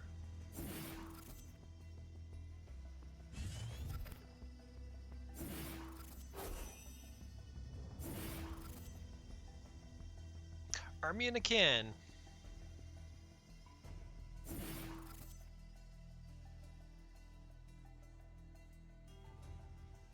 Doesn't even have another space available for another generation of unit here. But does have enough damage exactly to take out this building. Pretty nice. This Apex is shaping up to look really nice. But it might be another homeostatic turn.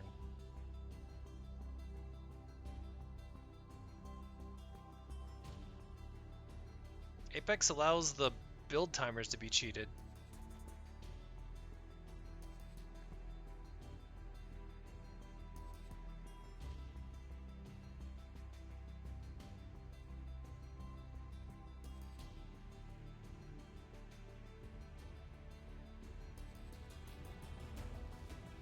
Would probably be best here if Indubital cast the spell, cleared everything. Because if an Apex comes down, this OBS is here to counter it.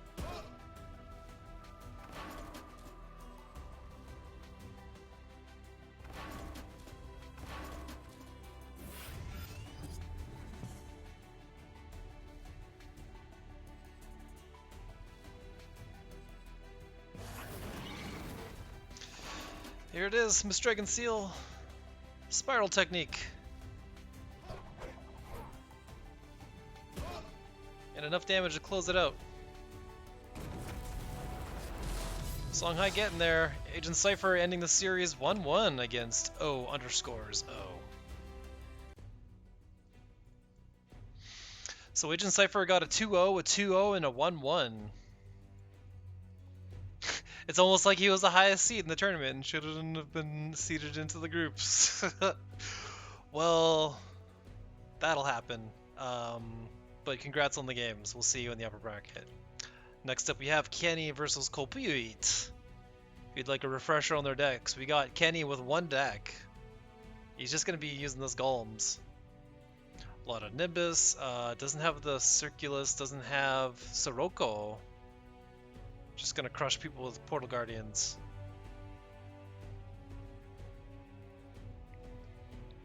Has all the wishes but the 3rd wish, and Kopiuyt could be using our artillery packages we saw, or more Xerix. Going into series number 4 of the day. We are just over halfway through Group A. And Group B will be a lot shorter.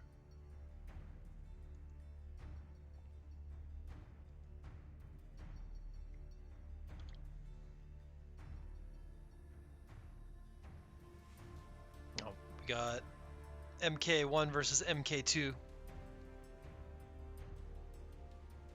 And Kopiuyt with the 2 cool trophies.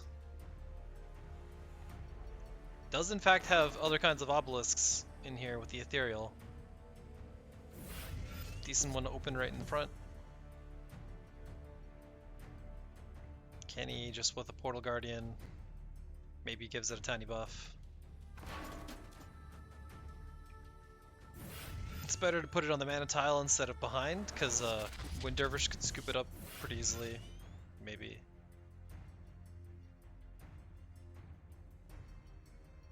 Pretty lucky that this bottom tile can be claimed by the Wind Dervish, so has the option here of a Spelljammer. Does in fact also have Scion's 3rd wish. So any of these dervishes could really pop off.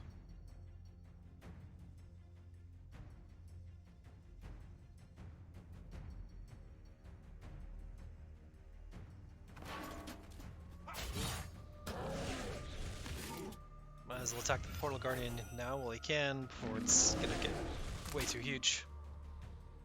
And Fireblaze Obelisk.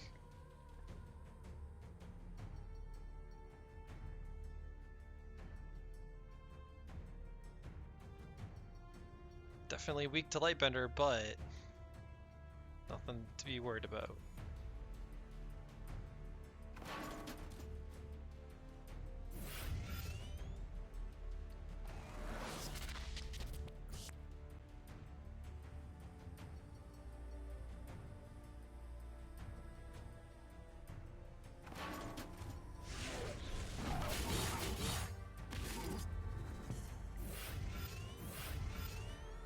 One downside of the obelisk is it allows frenzy units to get a free hit in, because you just target that and everything gets hit. And no counterattacks. This Rasha's Curse is looking really nice, now that Kenny's just holding the staff.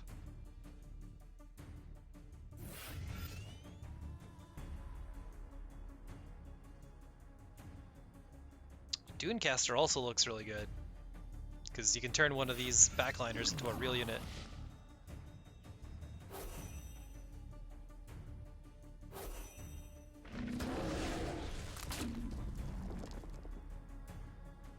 And dealing with this Portal Guardian now, so it doesn't get any more free hits.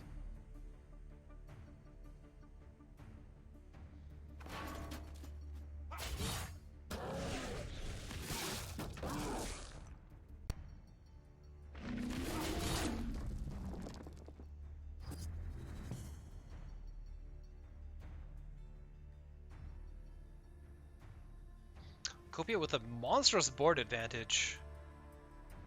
A little bit of a health disadvantage.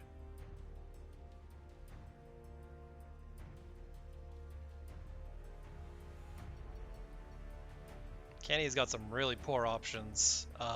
Dream Shaper actually is a really good one. Could do Portal Guardian into Dream Shaper.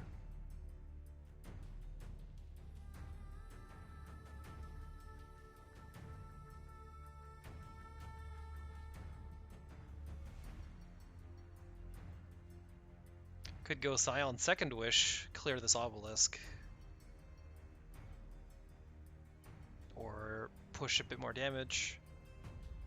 Which might be good considering this healer can be cast next turn.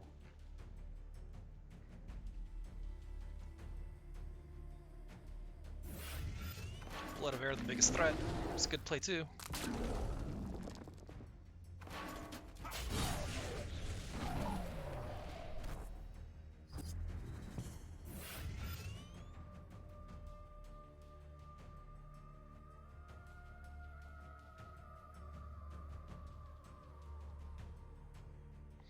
Awkward hand from Kopiuyt. He probably is looking at not casting this Flameblood Warlock.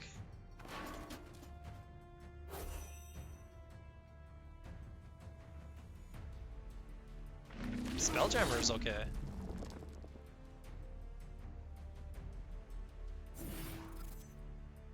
It's a nice refill, decent body.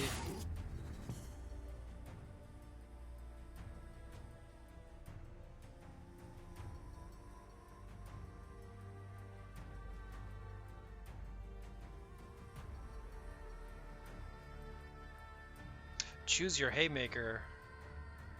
Kenny could drop an Amara Healer, could drop the Swarm King Scarab, could get rolling with the Golems and Guardian.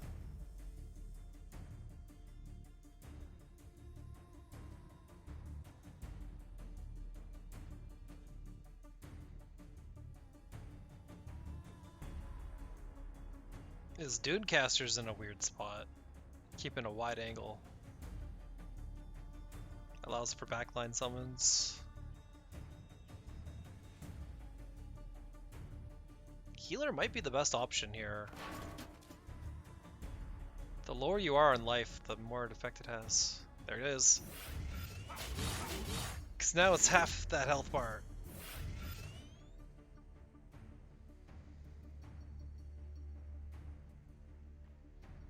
Kopiuyt in the pickle. If he didn't have Blood of Air, that is. He just brushes aside the healer.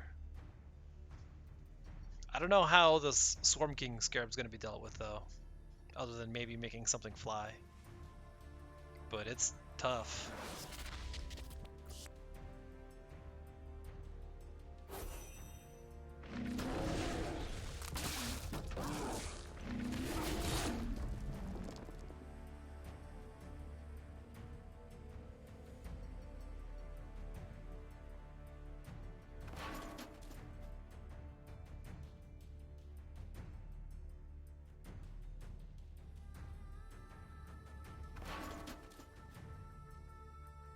Can he drop into 5?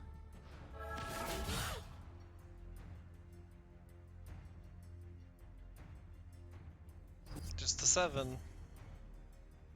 A lot of surprise damage in the pocket from Kopiuyt. And check it out, we got Panther on.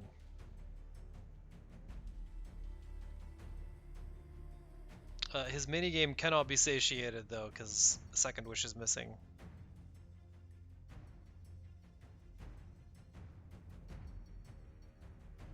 You can see what is observed under its card.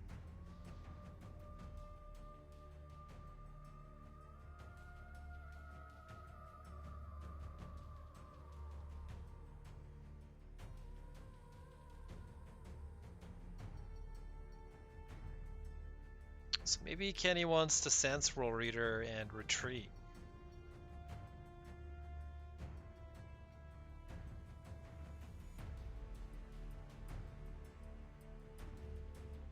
Because the Dream Shaper could follow that up just to generate a token.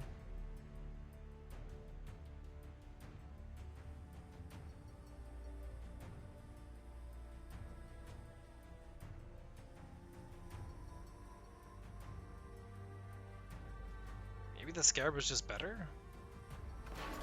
Even though there's no place for it to be safely placed. Okay.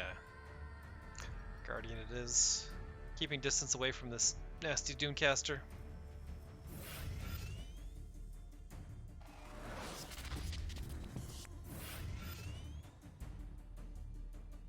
Oh, Kopiuyt sees lethal. Just give this thing flying.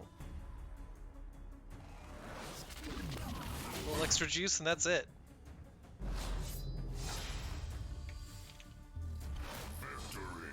Congrats on the takedown on Superstar Kenny. Let's see if he can repeat that again. Kenny versus Kopiuyt game number 2. Running back the same decks. A lot of Nimbus over here, a lot of Spelljammers over there. Oh, a dud of a first turn from Kenny.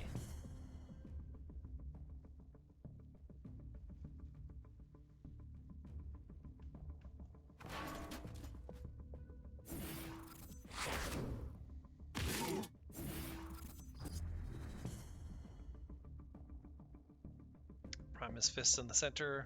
Really fast start.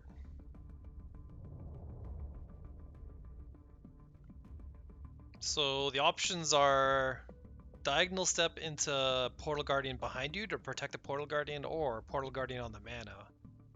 And then you First Wish it. Probably wants to take the mana to deny it.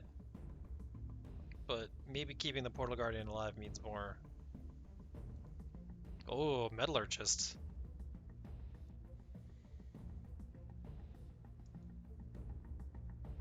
Maybe that, and then draw a card, because if you draw a Golem... Okay, doing the real protective play. Portal Guardian on the back line, giving up both mana.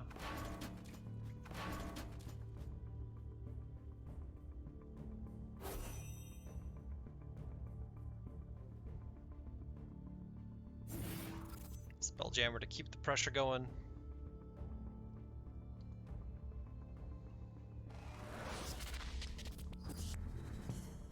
Opting to not start chunking in with Primus Fist.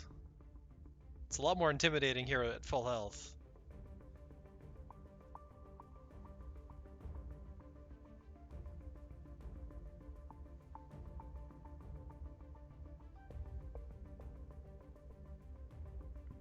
Kenny might finally show us Thunderhorn. Better play might be a Metallurgist and First Wish to clear this Primus Fist.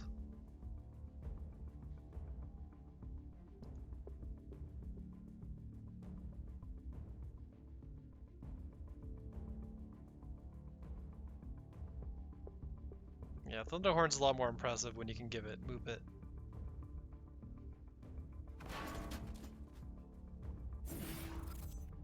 Thunderhorn it is. Cool.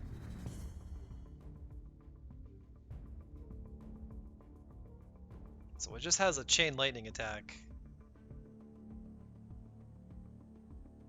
And it's like an MVP in so many kinds of decks.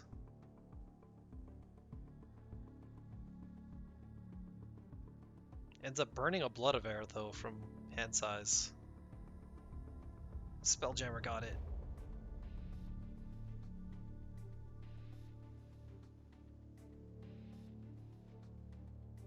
So Thunderhorn is a little too slow. It's probably going to get hit by the Sand Swirl or Blood of Air.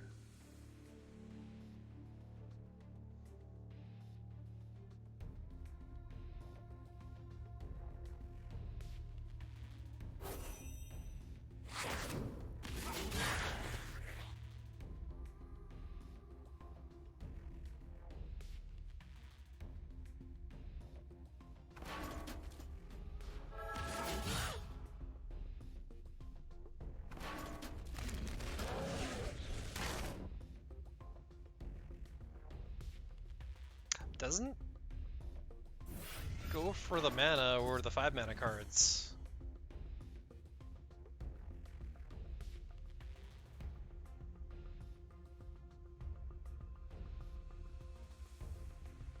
So Thunderhorn has its choice of targets.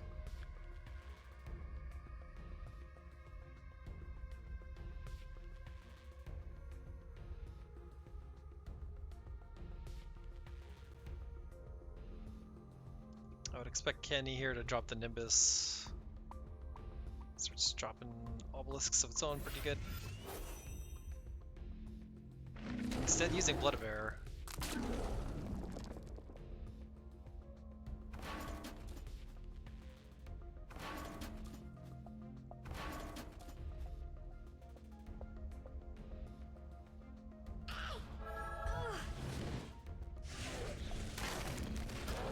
And with that, Kenny's cleared the board.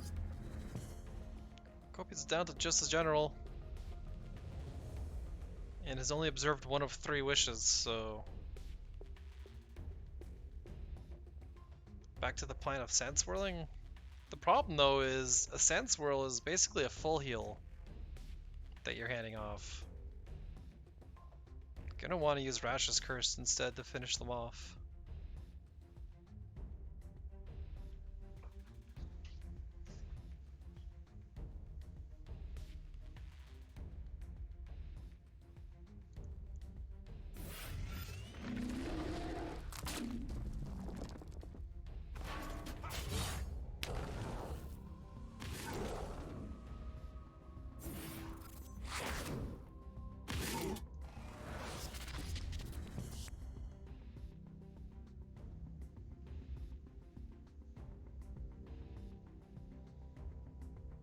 Kenny's getting raced down a bit, but has 2 options. Go tall or go wide.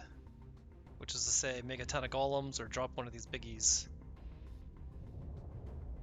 Spamming golems might be better, because it gives a Portal Guardian a nicer swing.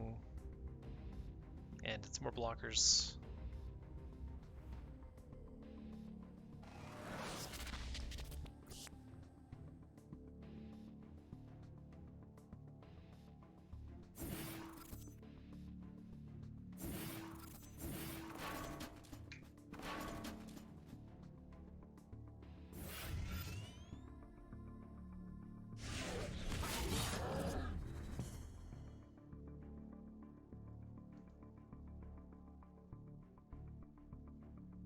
Up to 8 attack. Good stuff for the Portal Guardian. The Flameblood Warlock might have to charge into it, or maybe something out of this Blood of Air.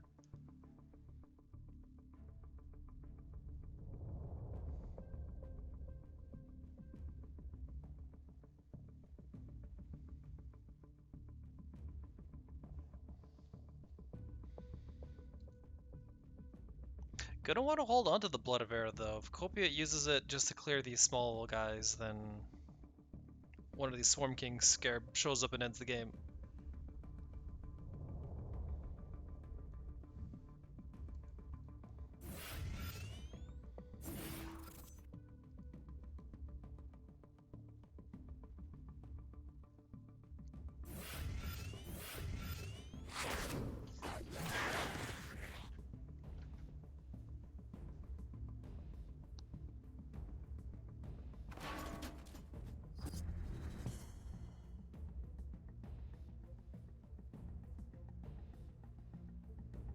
Finally has some sand generation going.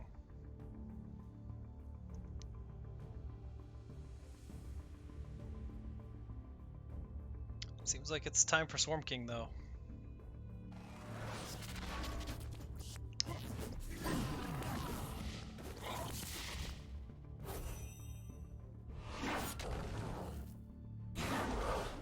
Clearing everything plus Nimbus is really good too.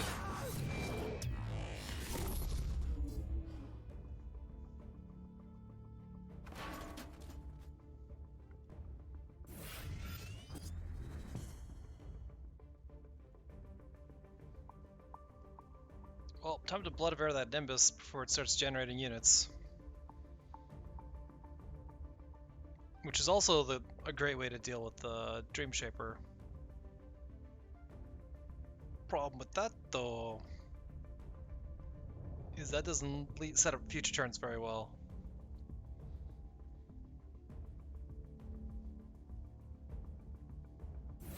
It's still the best thing to do.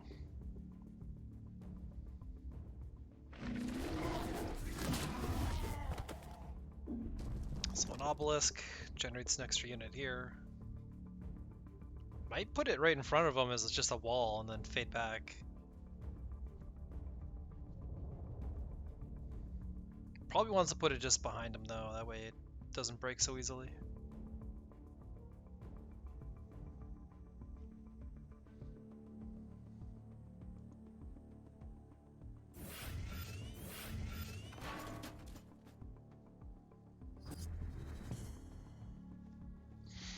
Placing an obelisk on the edge of the map is a little more consistent for it because it only has 5 possible spots, so it's not going to be spawning on the furthest away spots.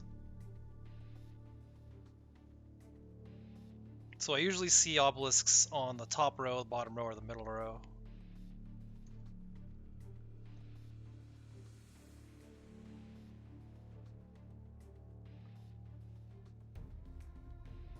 Again, he's got the option of switching the sand swirl around, which is probably not as great as just getting a Swarm King Scarab, which seems to be undeal-withable.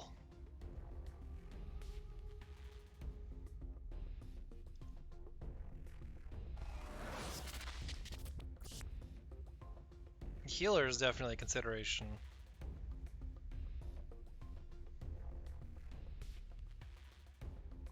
Might look to clear the Sand Dervish, clear the other Iron Dervish, set up the healer right here.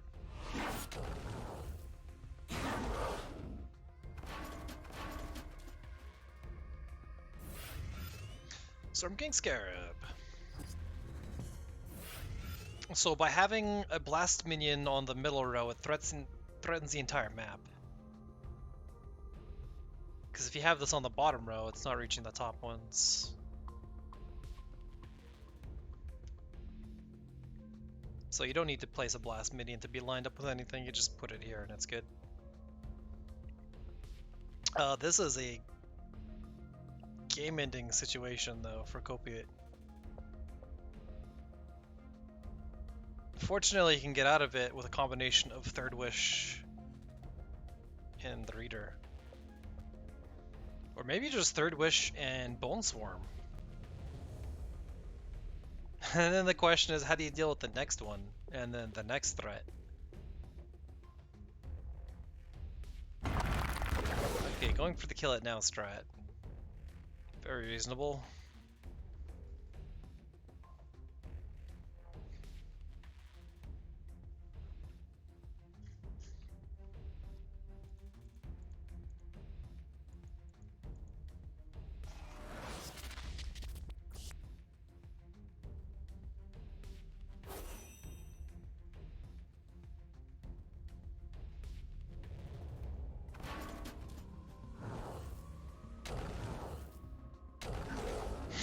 So the next turn, Kenny just drops it again.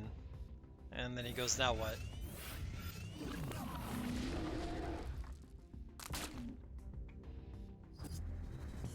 Although with a twist, the extra +2 from the Dunecaster lets this thing stick around and survive. And you can't just casually clear it with your general and take 7.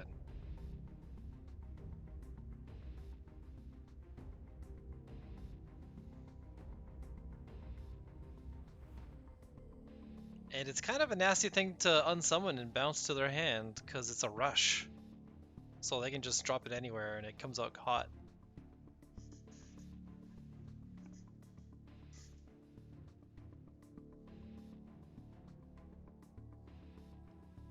The Boom Boom Town seemed pretty precarious and like unlosable for Kenny. But the combination of buffs that have been piled onto this thing, this Wind Dervish is doing work.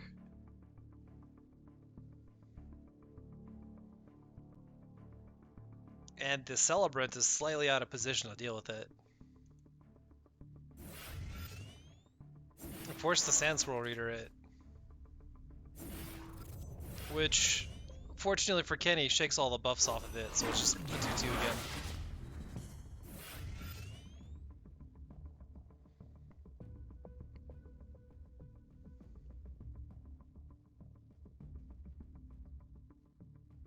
I don't know, Kopiuyt's back in the same situation.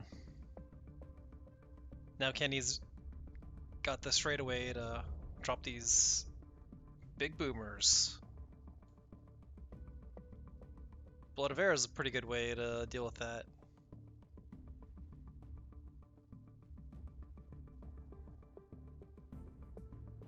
Nothing great to Sand Swirl, other than maybe this Dervish up here. You can convert the sand. That might be great. Also, we could just hard cast Pantheron for 6.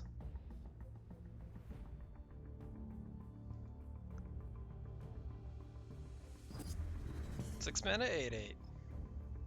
Guess you have to throw your entire board at it.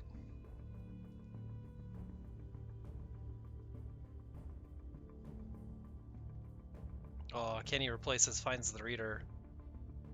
Might as well sand it.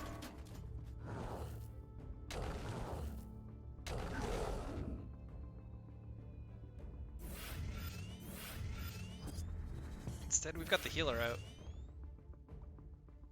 Kopiuyt's not pressed though. Bam! Blood of Air. Which just gets it through. Kenny defeated O2.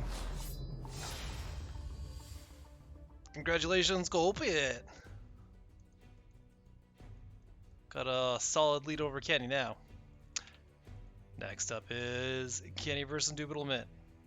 Gonna fly right into it. Here we go. Game number 1.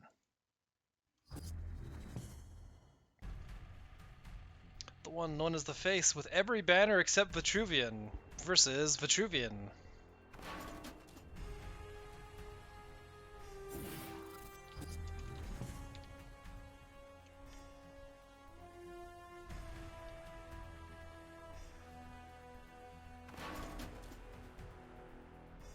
In response to the 2/4 healing minion, we got the Dream Golems. And the Metallurgist opener is even better than a Celebrant opener.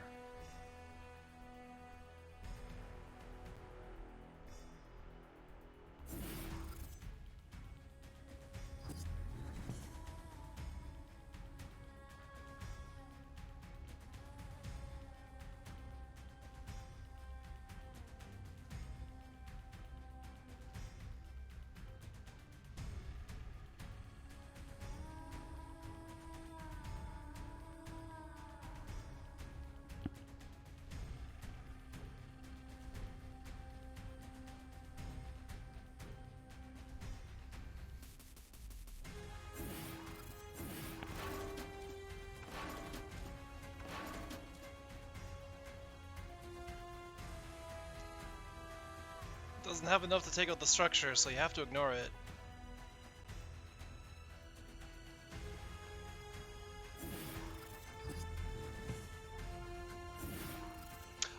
Beware about Thunderhorn. If you were to homeostatic rebuke itself, its Chain Lightning immediately goes off. At least I think it does. No, I'm thinking Frenzy. If you homeostatic a Frenzy unit, it immediately hits around it.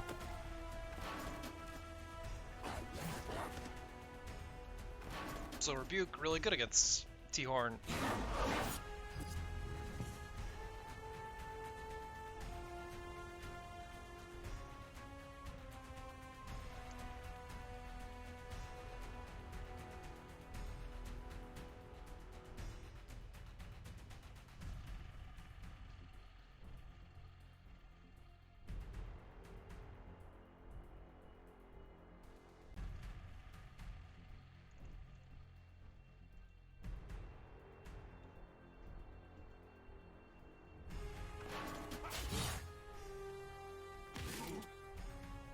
Time for Nimbus.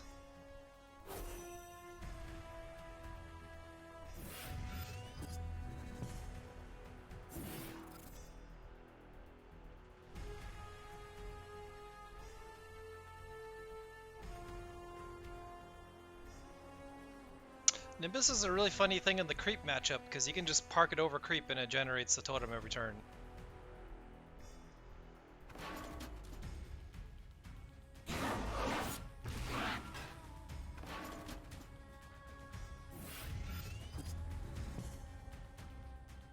Gigaloth being built just as a blocker.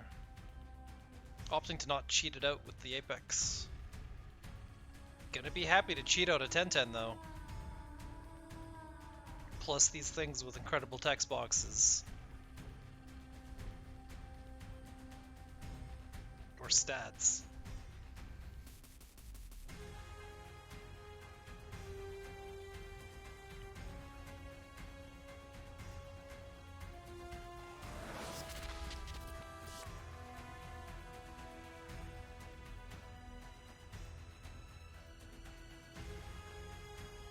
Nimbus is going to be hitting pretty hard. This Gigaloth probably not going to finish.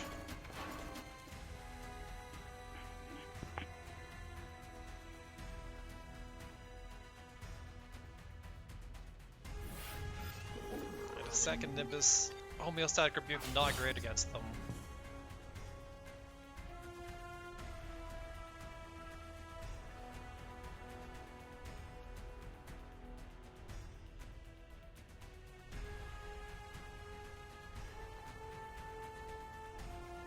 This is a terrible turn for Indubital Mitt. Has not much of a reason to do the Seeking Eye, so it's just gonna pass. It actually would have been a good one, but it's hard to know that.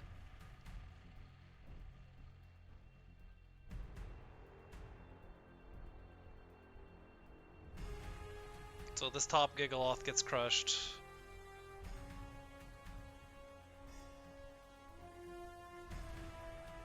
Kenny can probably only generate a single Soul Burn Obelisk if he does, though. Scion's second wish would be pretty sick on a Nimbus, but then it turns off its ability, so maybe not. It's a non-bow.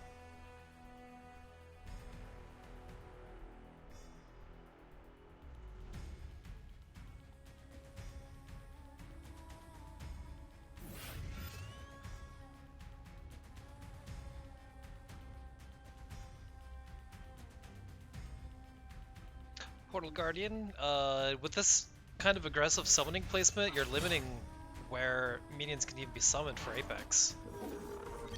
So even though there's 5 possible summons, there isn't 5 possible places for them to drop.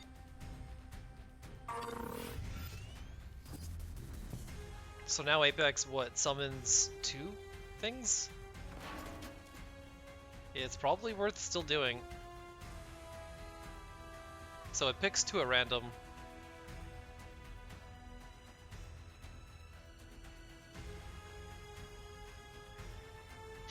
This is actually terrible because this Juggernaut can't even generate eggs when it gets hit because there's no open spots for it.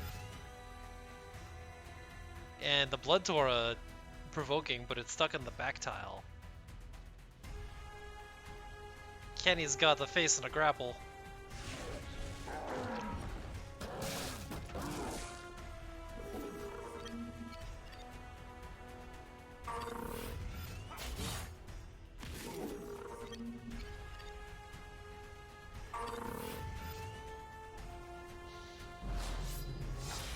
Taking down the Apex player, surrounded just before Apex. Can he get in game number 1? Since we have so many games, we're going to be taking a break after this. As this is our 10th game of the day. Kenny versus 0_times 30,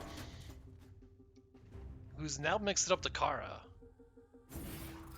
So, Circulus, Gravity Well, this is what you want to see in your opening hand. Because you can do this.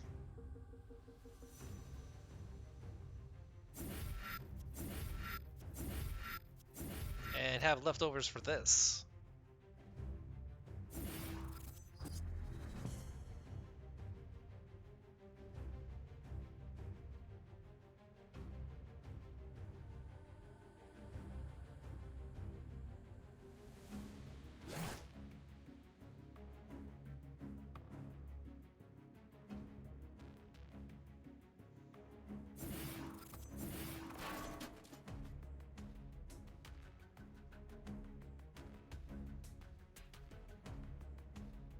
So for discoverable mechanics, we've got the Cloud Caller here.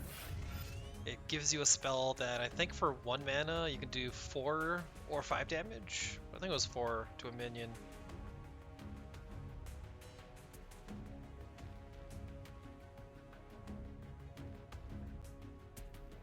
And it's called Lesser Water Ball. That implies there's a greater water ball somewhere. Maybe we need to design it if it's not already out.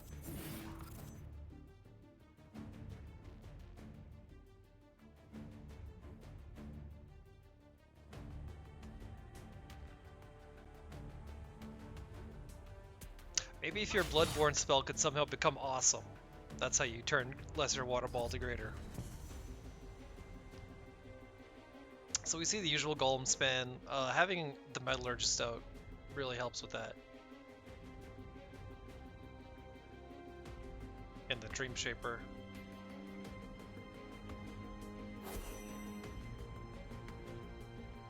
I banned Metallurgist once and then Vitruvians disappeared.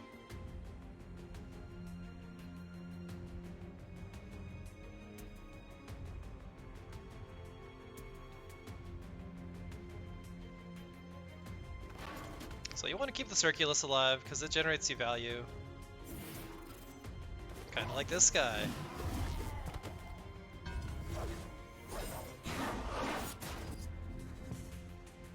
I feel like this Bloodbound Mentor sprite should be scaled up just slightly so it's not, so it touches its shadow. It also dwarfs under this Metallurgist.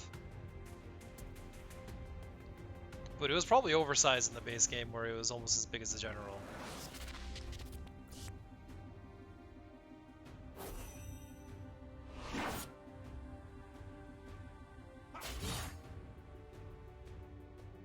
Cleared all these illusion garbage, Circulus being in the front row is food for the Golem.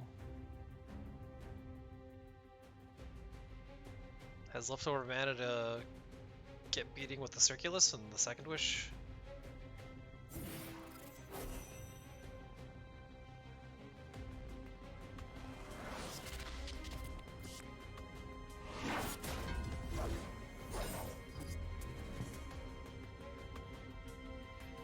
This spell is pretty great. You just get a bunch of golems together, and then you can just start pushing towards victory with one of these. With anything. The Dispel kind of laughs at it though.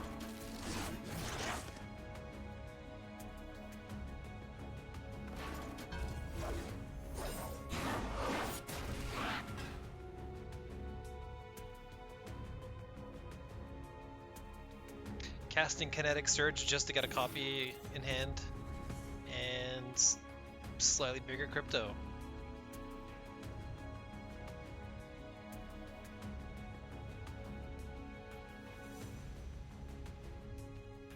This is your Herald, looks like the easier place here.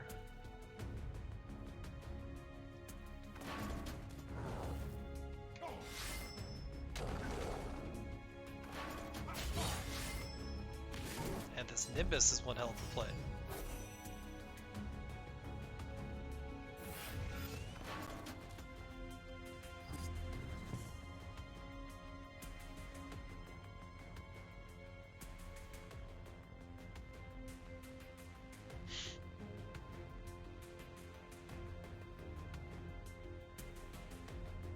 So between Aspect of the Mountains and this Bloodbound Mint are donating itself, this Nimbus could be dealt with, but it would spit out 2 obelisks in the meanwhile. It might not even be worth it.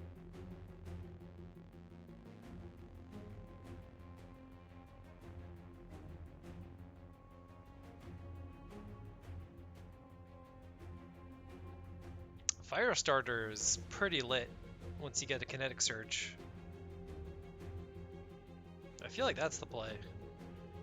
The Mentor would like that.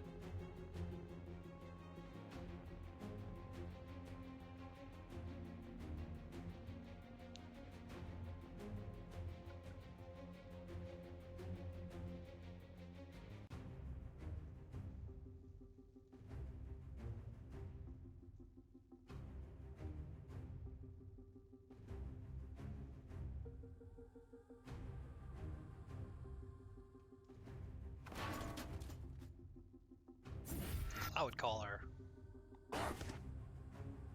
He has a copy of Water Ball in his hand now. Excellent.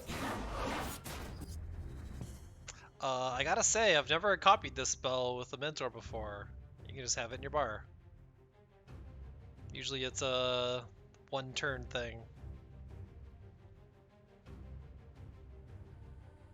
Well, that's a nice way to take care of one of these 0-4 obelisks.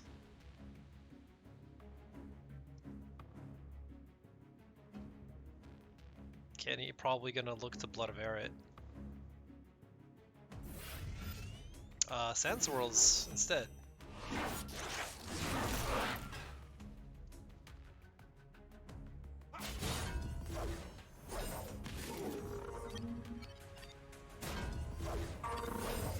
Lightbender shows up.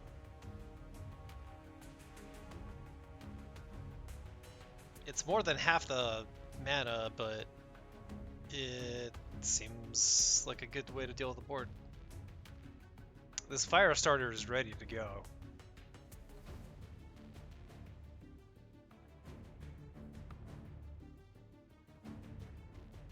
Trinity Wing is really good refill in late game.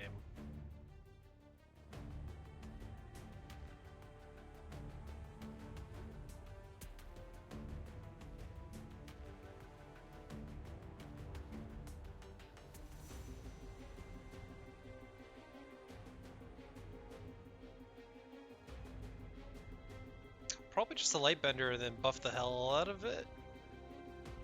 Or Lightbender slash the Nimbus, Water Ball the Nimbus.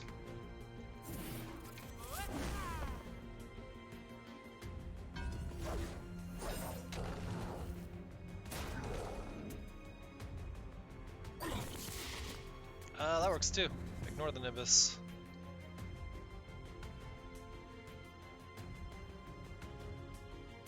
Better make more Nimbus.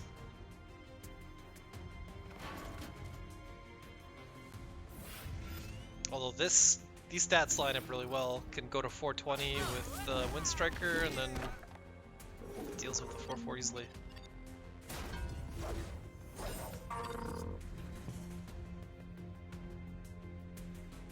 And the full surround Aspect of Mountains can't even get a way out.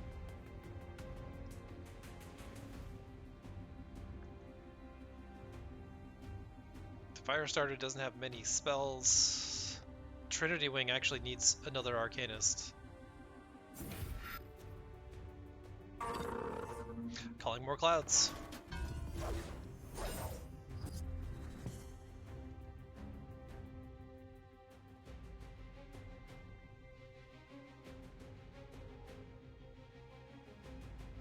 And is just barely not dead. Kenny with 8 pocket damage.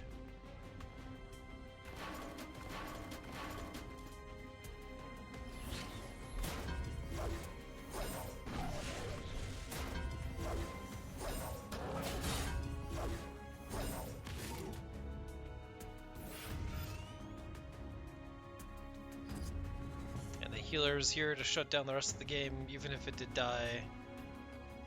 That would be it. It could be transformed into a 5/5.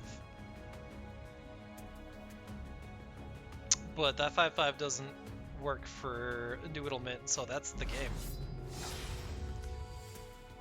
Kenny takes a 2-0 over Indubitablement. Okay, let's throw to a little bit of a break here as we've got one more game left in Group A. We've got Kopiuyt versus the Face. We'll see how that goes. Kopiuyt's got some cool stuff going. The Face's deck seems pretty nasty too. And then we're going to be switching over to Group B. We've got replays from everybody except Keofus, so it's going to be half the replays of Group A. And we'll cover standings and stuff as we get deeper in. In the meanwhile, though,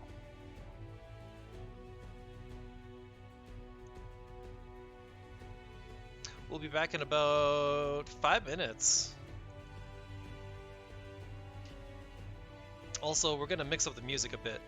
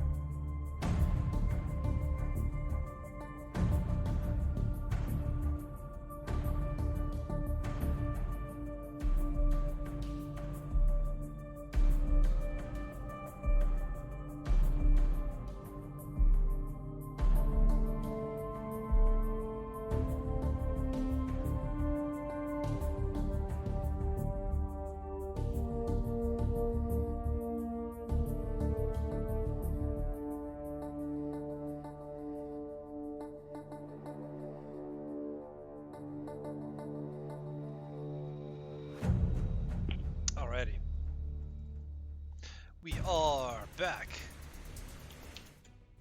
Wait, wrong music. Wrong screen. Okay, we're gonna spool up for our final game of Group A. As for what Group A even looks like. As for what this tournament even looks like. How about this tournament series? By the way, this is what our previous couple games had looked like, or our previous entries of DGG. Well, we've already seen that. Group number A, because A is a number. We've got Kopiuyt versus Doodlement. Or the guy on the right side. Or O underscore underscore underscore O. It might actually be a full word, a 5-letter word that just starts and ends with an O, and it's kind of like a game of Hangman. Gonna jump into this, and then we're gonna be shifting over to Group B. What will Kopiuyt bust out? What will the face bust out?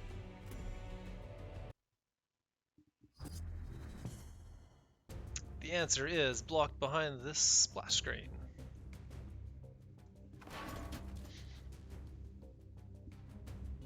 Got the countdown to Apex is here. Building a 10-10 on turn 1.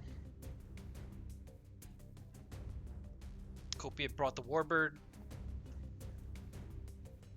Well, not the individual standalone card in the deck, but at least representation of it here. Turn 1 Rift Beast is really good here. Could potentially swap the Hearth Sister with the building.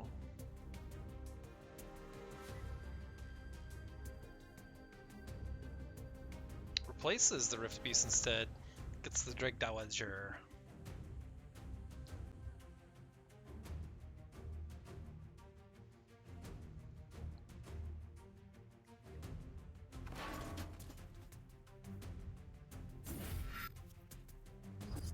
So as soon as a general, if Starhorn attacks, this thing activates and turns into a game ender.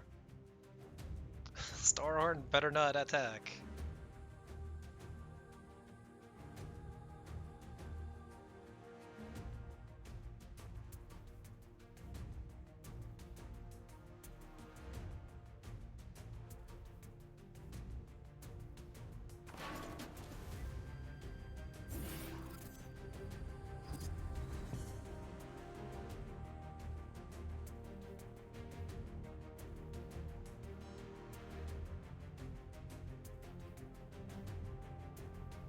Problem 1, this card drawing engine, which is completing immediately.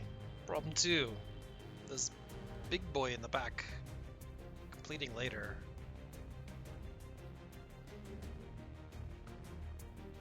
Could these Hailstone prisons be answers?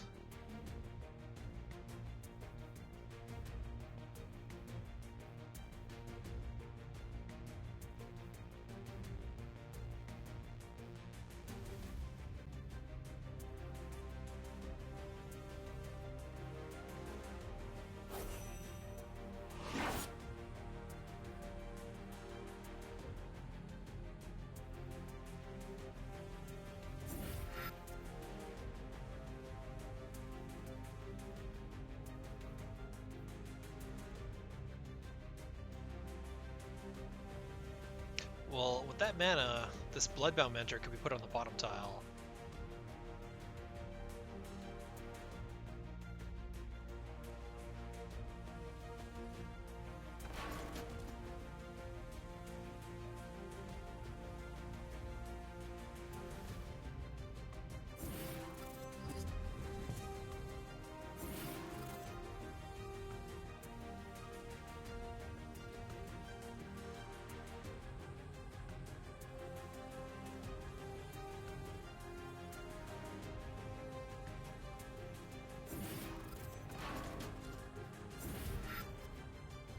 Oh no!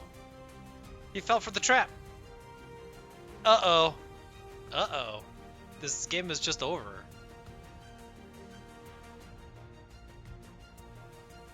Congratulations, Kopiuyt, on your tricky deck building. Well, wait, never mind. We got the Architect here ready to go. So 3 damage is always ready, so attacking there beats all kinds of, or all 3 of the sentinels. It's the most consistent way to deal with them if you can just hit them with something. Because if you try to do a 3 damage spell to it and it turns out to be the Basilisk, it immediately becomes a 5/5 instead.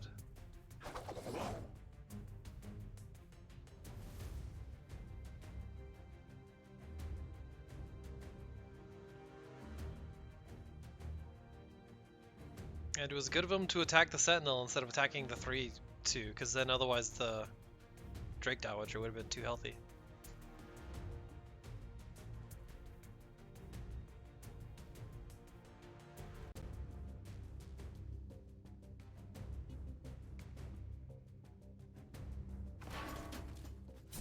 As nice as it would be to break this card drawing engine, the Architect is just too tanky.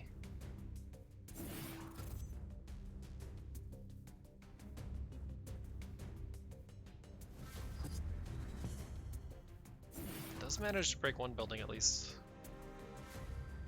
Grailmaster showing up. I believe there are 3 copies of this in this deck. Good one for Apex.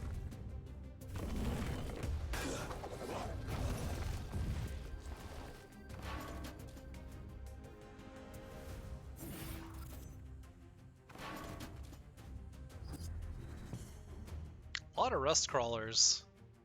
He's expecting to be fighting Regalias.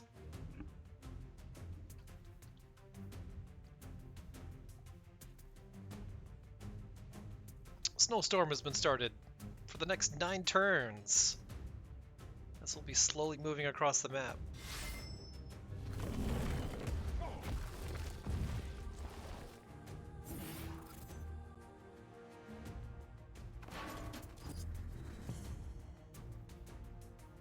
Gatekeeper.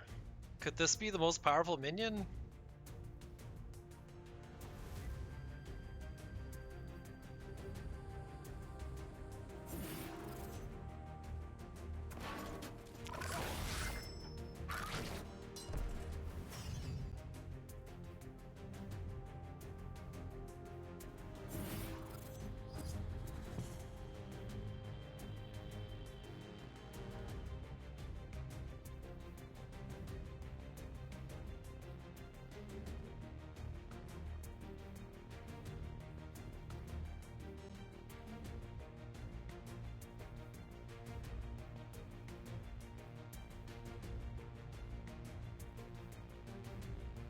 These Hailstone prisons are kill spells right now.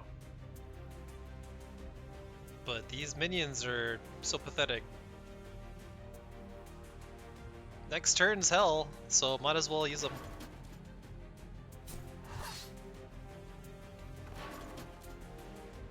Doesn't decide to slash the top crawler and then clear the bottom crawler with the Gatekeeper and then unsummon the building.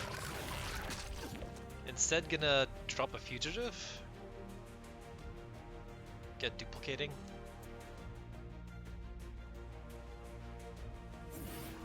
Or a Mentor, get Nuking. Look at all these.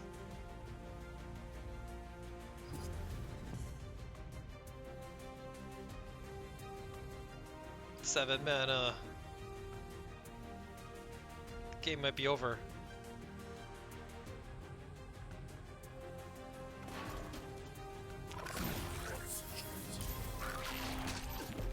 Oh, by the way, Grailmaster saw 4 other minions get summoned, so now it has 4 extra keywords.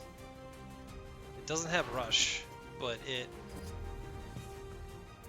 has everything else, pretty much. Yikes.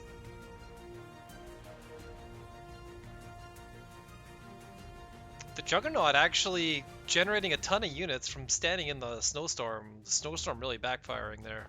Ugh.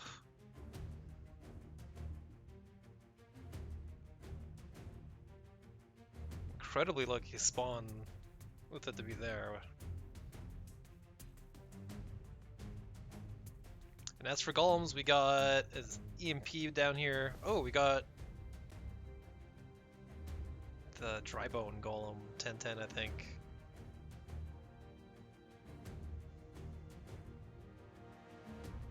And the Boulder Breacher's bond might trigger. Which means... I guess we'll see.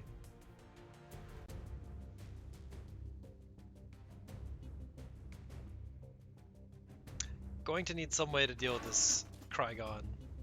Unsummon is a good way to deal with it for one turn. Might be... Okay, I was thinking about using this spell on the Krygon.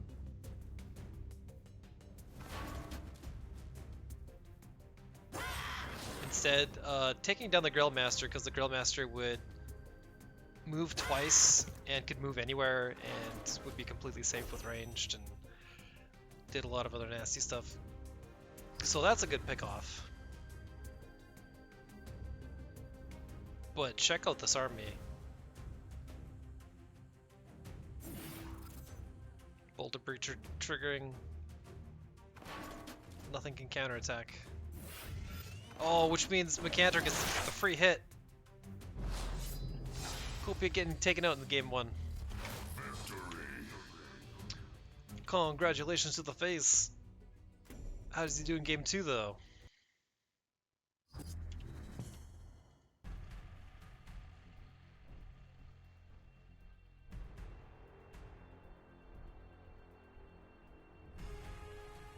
A lot of expensive stuff. Ooh, turn 1 Wisp. Gonna be happy with this.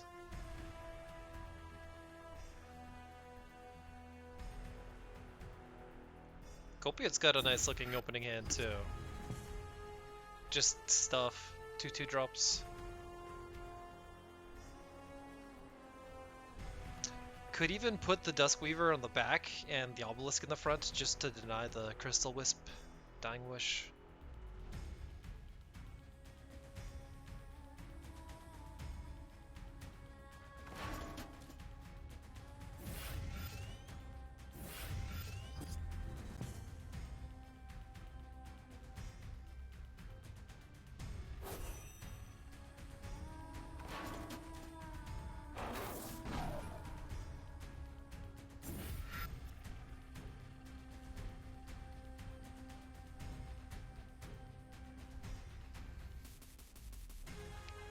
Two Crystal Wisps, but nothing but Lightbenders to play.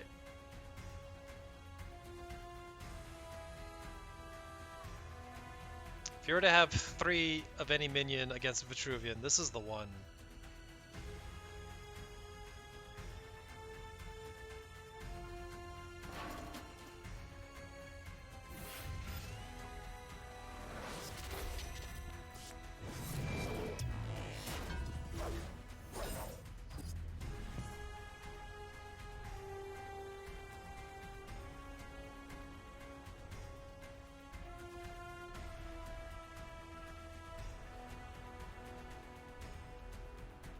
It's good to replace duplicates for consistency. Gives you more options.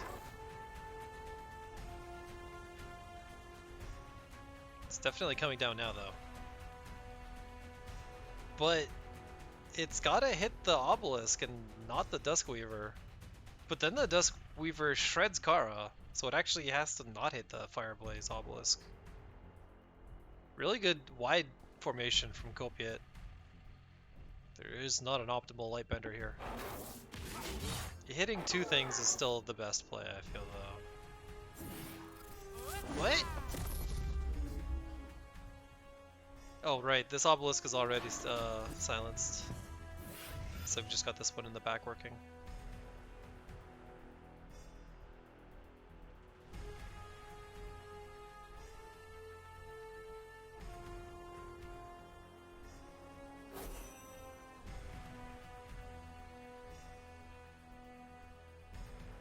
Fireblaze Obelisk pretty busted. You just eat 3 3s for free.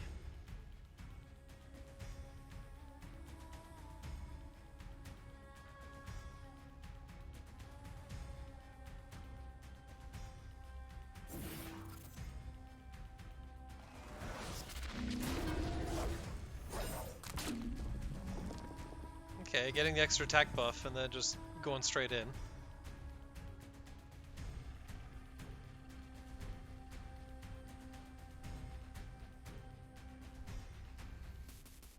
Pretty nice little Arcanus package here from the face. Gonna want to cast Kinetic Surge this turn because it's cooling down next turn.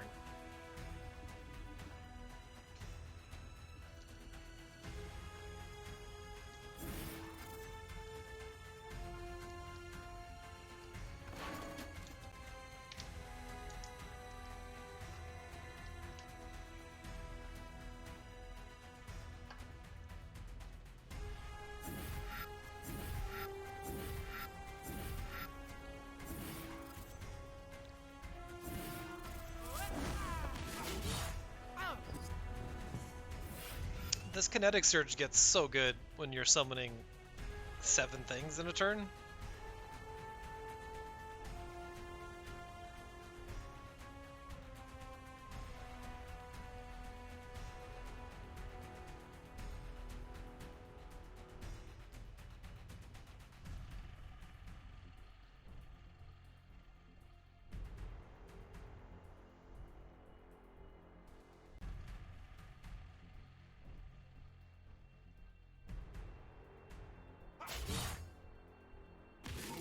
Might Sandswirl Reader his own Ethereal Obelisk just to unsilence it?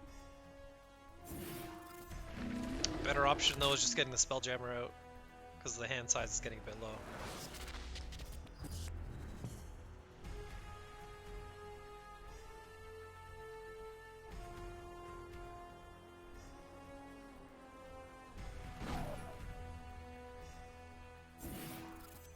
Lightbender takes out one of his own walls, but nabbing 2 important creatures.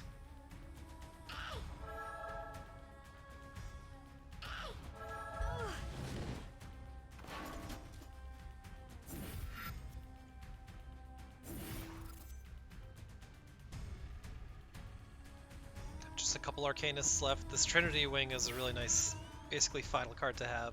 Redrawing an illusion that you put away is pretty unfortunate.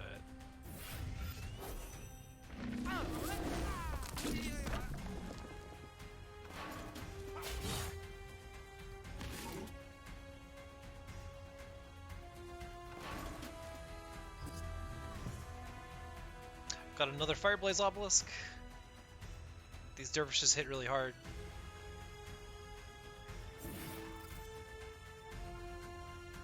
Three Teachings of the Dragon. Learn about courage, power, but most of all, wisdom? Guess he really wanted to heal up.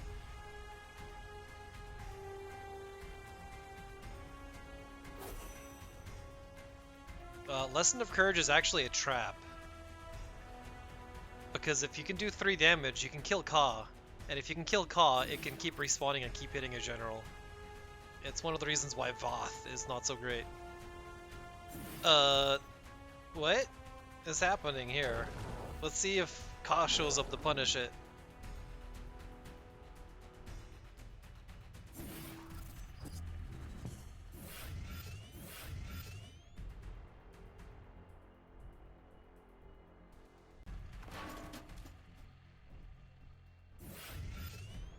Okay, there it is. Getting his obelisk back.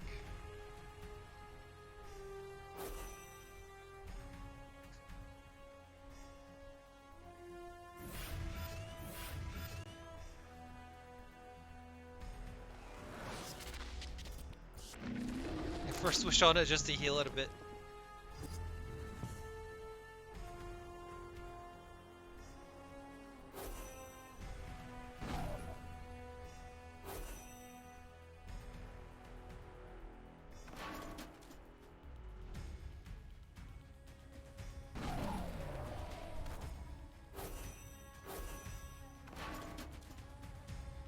Yeah, Trinity Wing deals with those pretty cleanly. And Cloud Caller for the lesser water ball to pick off the second one. Meanwhile, these illusions just keep building. Plus the Circulus illusions, and... Oh, Kopiuyt doesn't see it escape. Face gets it 2-0 against them.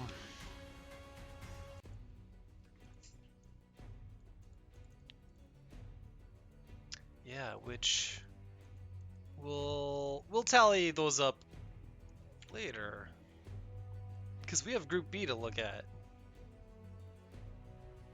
Next up is what we've got here. 3-person group, so we have 6 replays, 3 sets of matchups here. Everyone versus everyone. Fun stuff here. We got Colexiel running 2 generals on the same deck, exact same list between the 2. We've got Mushymango with some of the least played generals ever, doing some real cool artifact piles. Gonna make their general basically deal with the whole board. And then we got me playing the default starter decks that you could just be playing if you pick the Arg Mid or the Lilith Swarm. Yeah, we'll see if we can be doing some swarming and such. We'll be starting with Colexiel's games, going left, right, and such. So it is Colexiel versus Mushymango. So Mushymango knows what he's fighting and is going to be choosing the general accordingly. Let's see which one that'll be.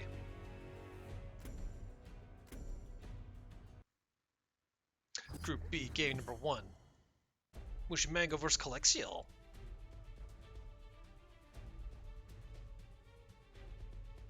Colexiel basically being the one kicking off the tournament. He registered immediately, and he's like, yo, when's the next tournament? I'm like, alright, let's do it. And is here with a pretty hot start and cool stuff in the pocket with a pair of Razor Crag golems that could maybe be 10-10s or could maybe be flying. Mushymango rockin' Desert Scout. A sprite designed by Acid Green, who has done actually a ton of duelist art, mostly spells and artifacts. You should look up Desert Green's amazing art if you can. Usually posted in the Discord. And we got drop lifts to potentially do some rude stuff. There is a staff that could be lifted.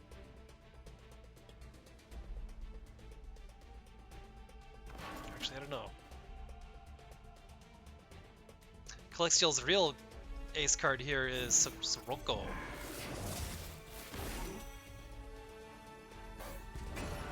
So what this thing does, it charges forward and does a rocket punch at something.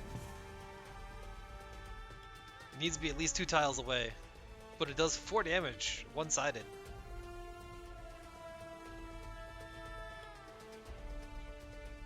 It's not free though. It says ability 3. So it actually costs that much mana.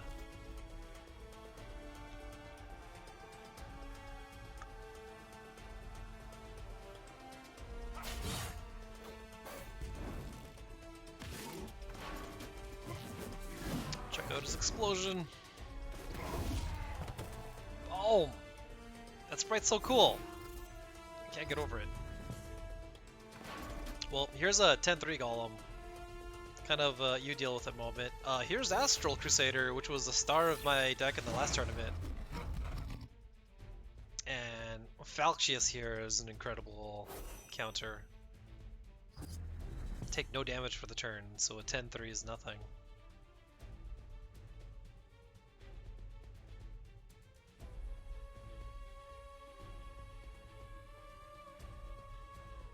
Time for the second Razor Crag Golem. Probably want to take 2 steps to the left, then place it diagonally down left to protect it.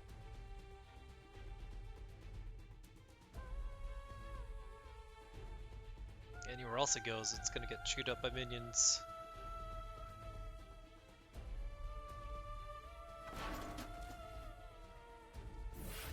It is Sirocco time already.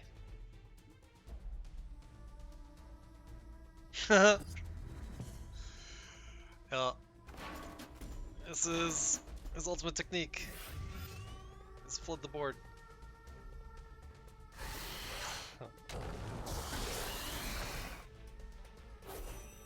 Mushymango putting a bit of distance.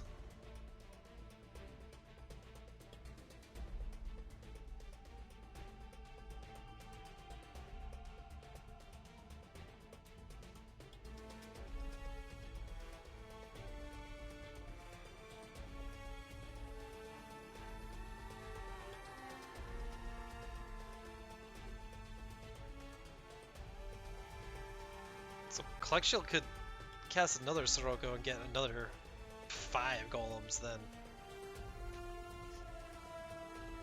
Probably wants to cast the pig?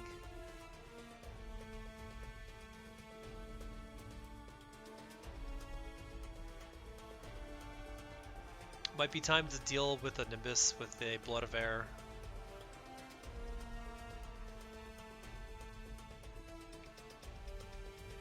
Yeah.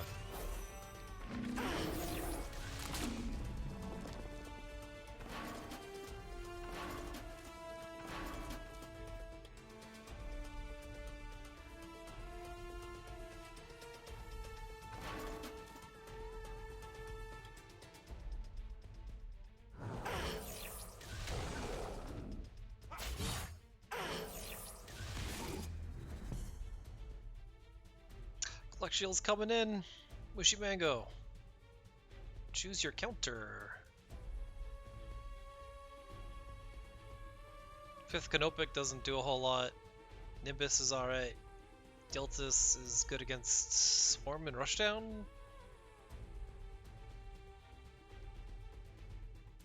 Maybe it's time for Dio and Healing Mystic. It is instead time for Blood of Air.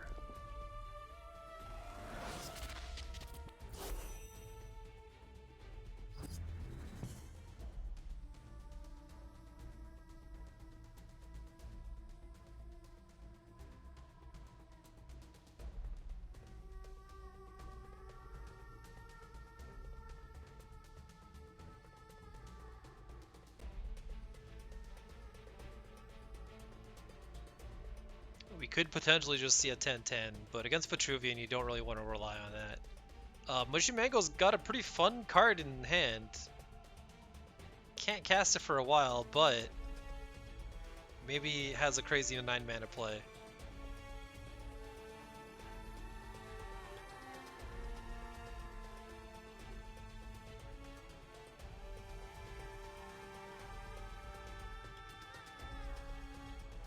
Colexiel here might want to drop the Razor Crag anyway.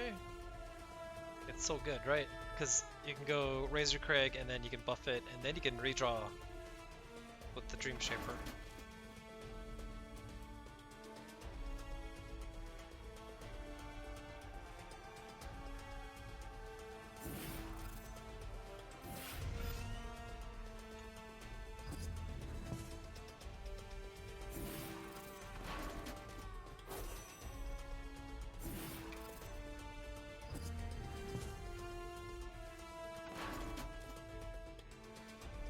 So here's the Dio Healing Mystic. Oh no! Here's flying!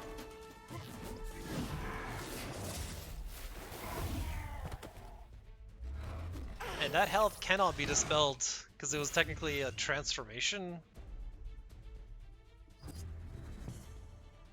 Oh. Felt just isn't huge enough. It's so close. It has flying, so it has to be focused, but now there's a ton of other targets that are a threat. So Falxios, BBS, do 8 damage right here, and then 5 with the Dio.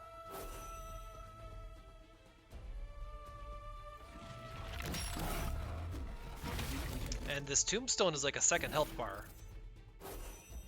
Really good placement for it too, so it's completely protecting. And here's a healer.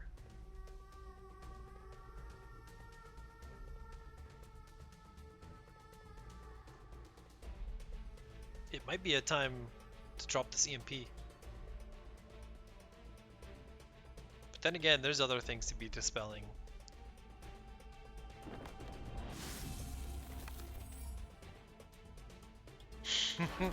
Quality constraint to just delete the Tombstone, really nice. This kills buildings too while they're constructing.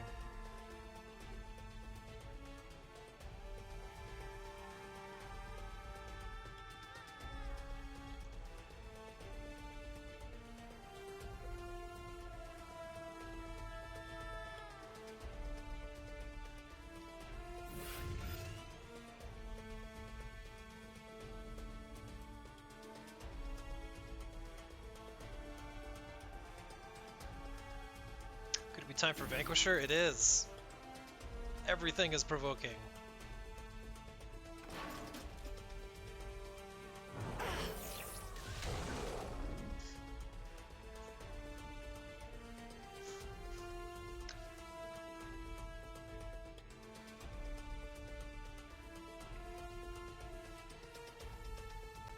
This is pretty dire for Mushymango.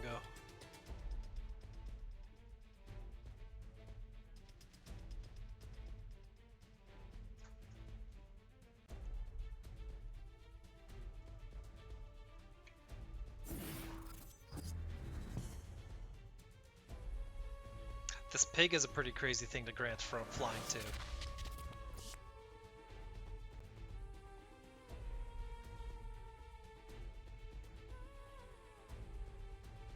Drop lift ended up not working.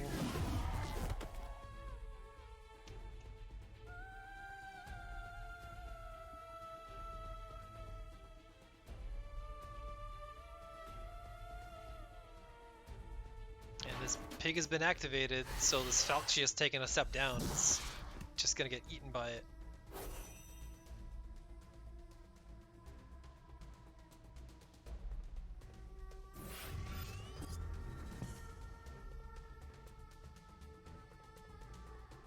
Ooh, give a minion flying. Well played, Colexiel. Taking game 1 against Mushymango.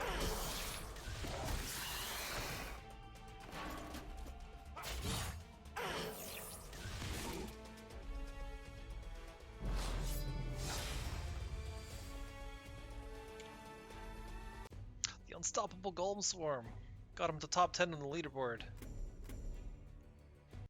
But will it get him through game 2? Mushymango is now rocking Vanar.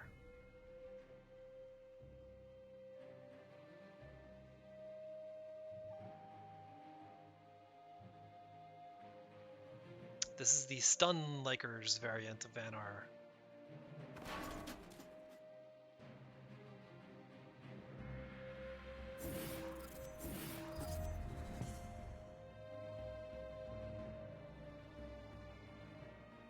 Might want to stun right here to stop the Celebrant from getting mana.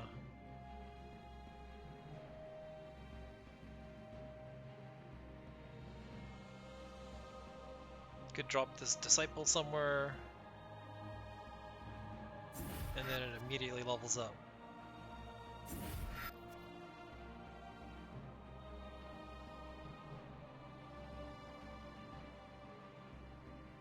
Guess these guys forgot to say GLHF in game 1.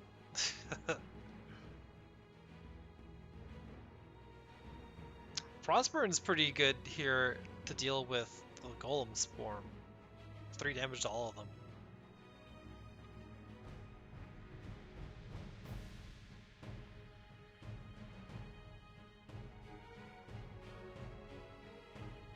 Colexiel can grab all the meta anyway with just dropping a Metallurgist down here. Or maybe the Dream Shaper goes there. Metallurgist in the back. Because the Voracity could just destroy it. Oh, this is Voracity food.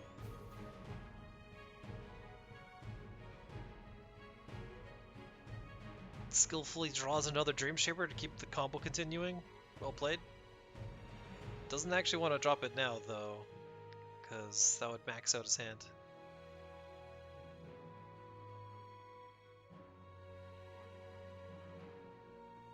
This is kind of a tiny thing to dispel. Turning off this thing's healing, who cares? But that's the only play available. Are you gonna dispel a mana?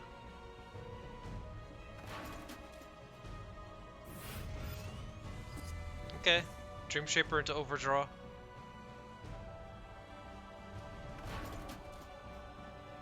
That thing's running animation. It's like, I think it was facing the wrong way.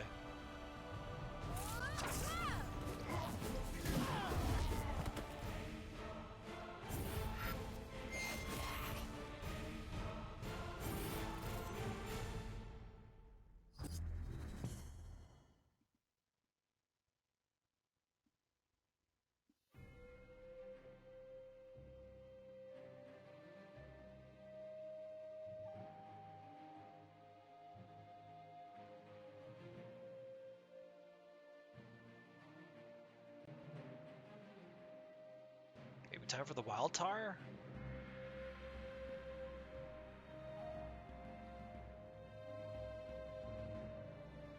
We get chopped up by the sword.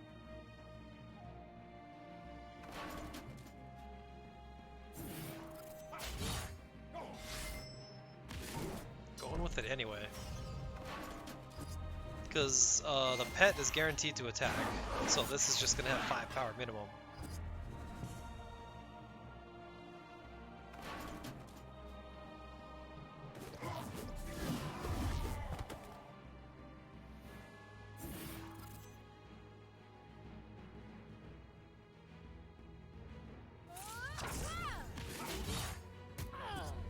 Pig's at 11, but Pig's on ice, and you can't really free that with a Dispel because then it immediately powers down. So as good as it is, it's pretty susceptible to the stun strat.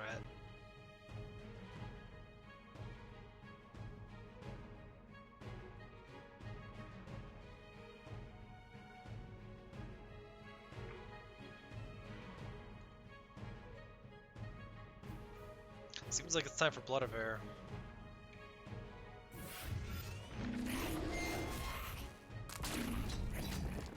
Yeah, it usually is. Overdrawing again, though. Although, it's only a Shroud that's burned. Didn't want that anyway.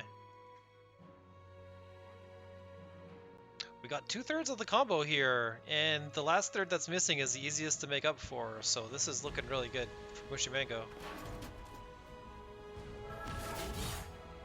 The combo kind of gets raffle stomped by this EMP. Let's see what happens. Okay, a silence. Turn off that ridiculous wild tar text box.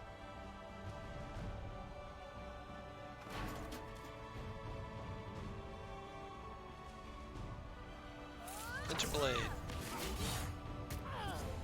Using it like a staff of Yakir.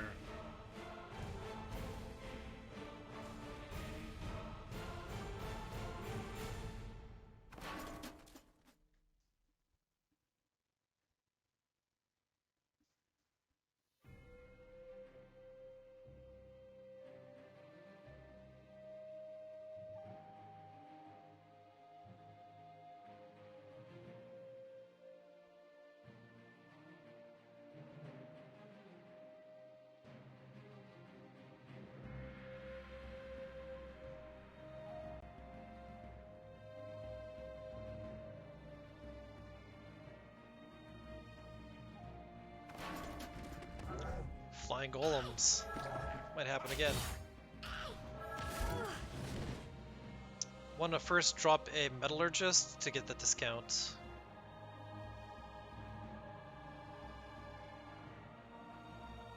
And then probably put the metallurgists up here.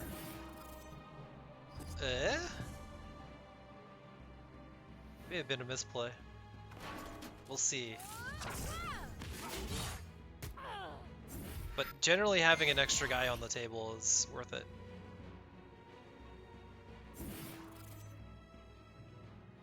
Strong turn from Mushymango. Doesn't even care about the sword durability because he's got a spare.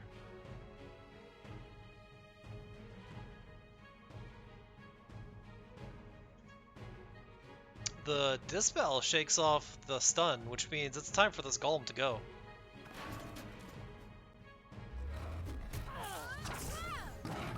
It's gonna be stunned for a while, though.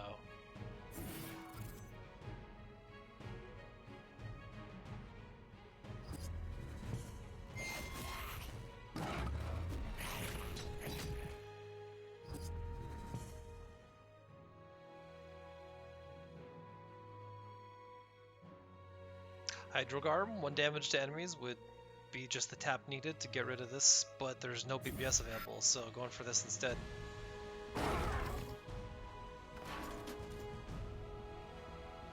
Aspect of the Mountains. Good luck playing around this card. Down to the wire. Colexiel not finding a Sirocco. can at least drop 2 minions, so isn't dead. Or at least doesn't think that he's dead.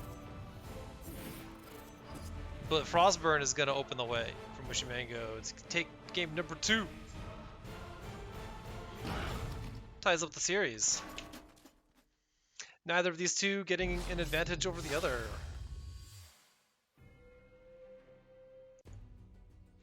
Excellent to see. Let's see Colexiel again versus me and a default deck.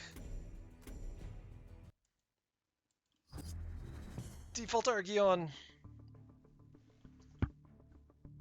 It was, I think, the best looking deck out of all the decks that weren't banned.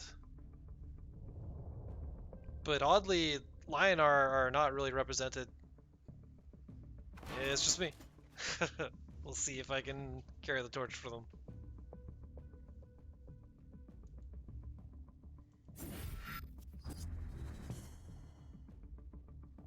And this cat is a fine opener.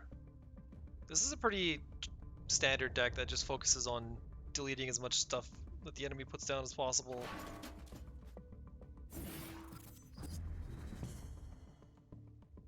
Colexiel doing the fadeaway to get the bottom one. The cat can get any mana on the map though. So I might take it down here to steal this.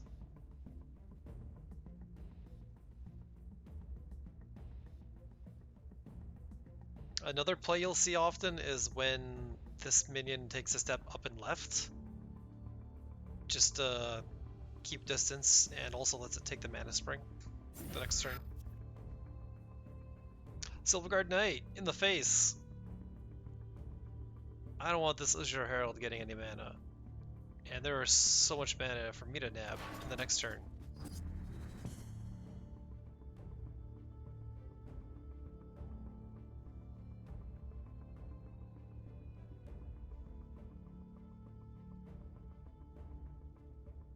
Colexiel's got his combo.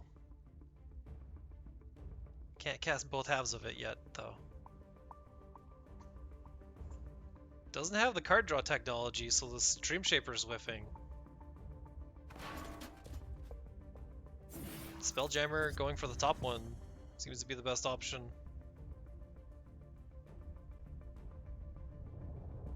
And I've got like the most generic Lionar stuff you'll ever see.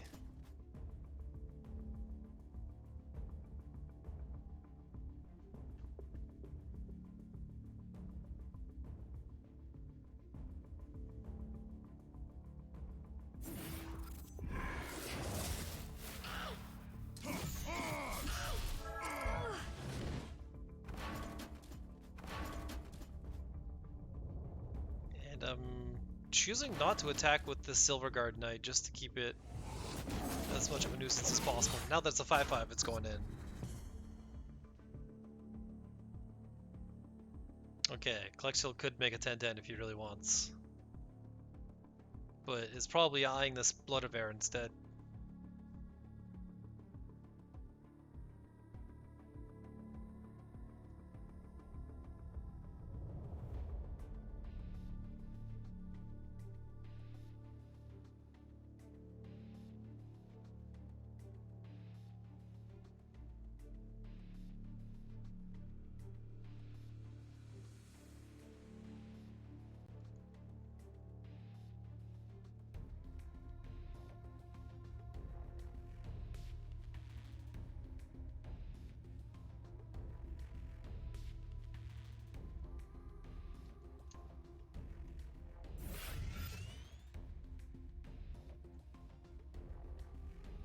Then the Dervish probably crashes on the cat. But I should remember this game. But I played it too long ago, I forgot. Okay, this is pretty reasonable too. Just going for the Regalia. Because the Regalia is like way too much free tempo.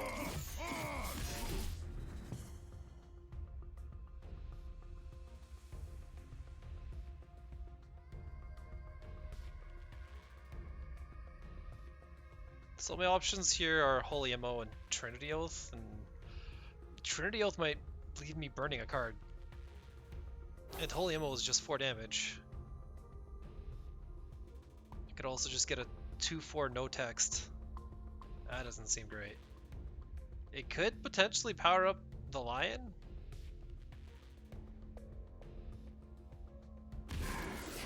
Holy ammo to the face. I decided to go into it's go time.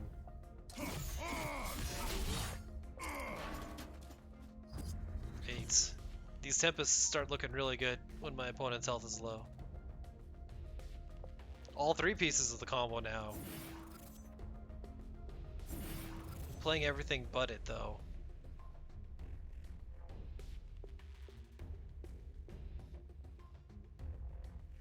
Just to build up a board and try to heal back up.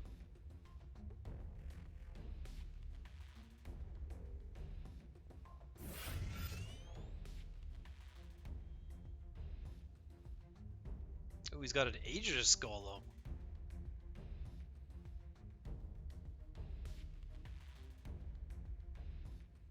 This is another one of those DGG specials.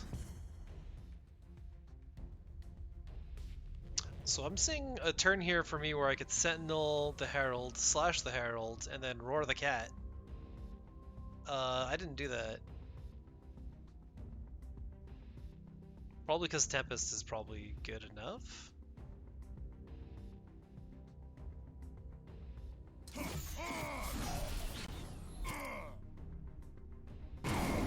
Yeah, this lets me do a full clear.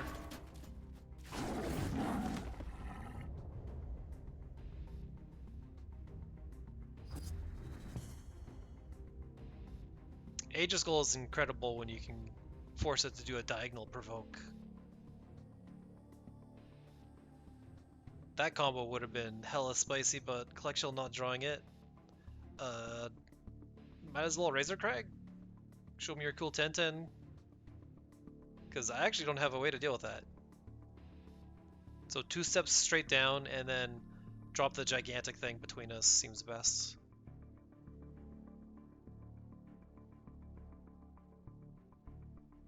Let's see if Colexiel agrees. Cholesterol. Yeah, we can call him that. No, let's not. Colexiel. Not using the Razor Crag as a blocker. Has the Celebrant to block instead.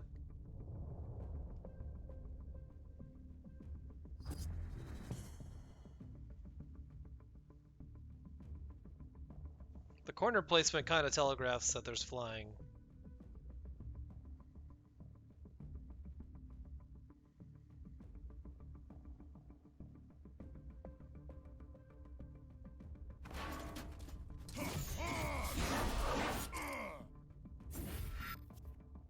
Don't think there are any copies of Martyrdom in this Lion-R deck, so I have to just ignore this thing.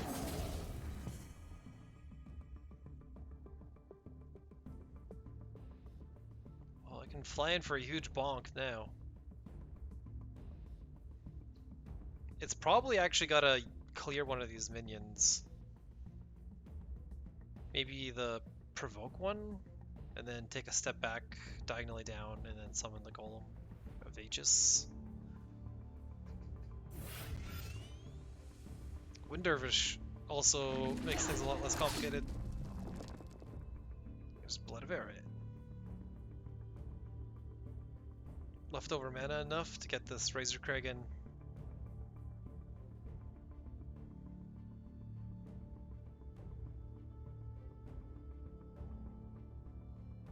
So, using it to push damage on the general instead of killing this Sentinel. Casually taking half his health bar and damage, which is just it, because I have all this pocket secret damage.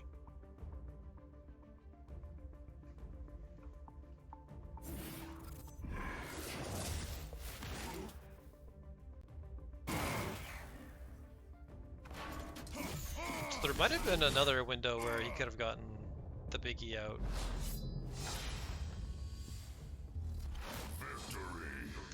Hard to say though. Well played, well fought. But we're not done yet. Game number 2. I'm gonna show off the other deck. Wait, I'm not literally going to show off the deck. Let me show off the deck in game. The Lilith Swarm deck.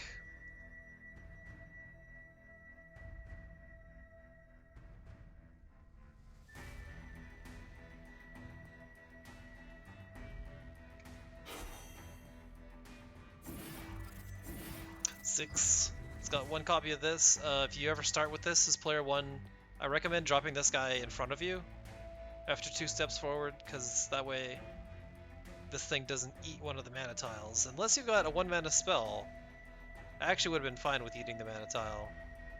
Or maybe I drew this. But as is, this is set to take 2 mana tiles, so it's kind of an incredible start.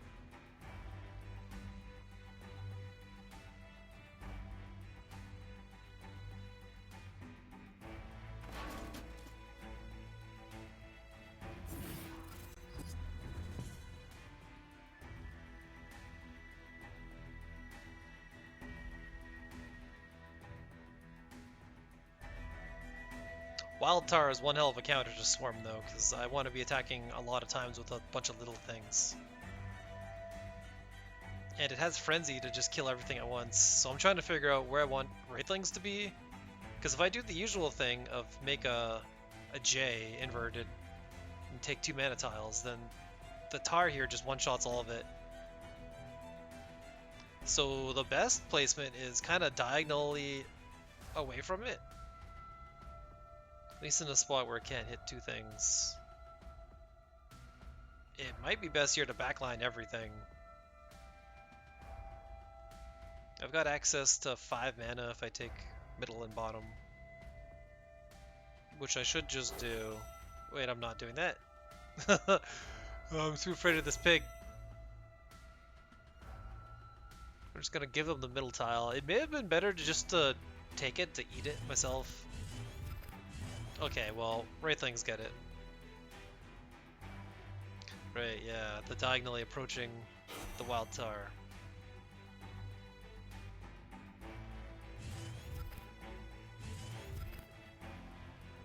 And I'll summon this just out of reach of it. Here's another DGG special that was added since the last tournament started. It is a spell that gives you a Wraithling, and then the spell comes back next turn. So it's kind of like a half version of your BPS.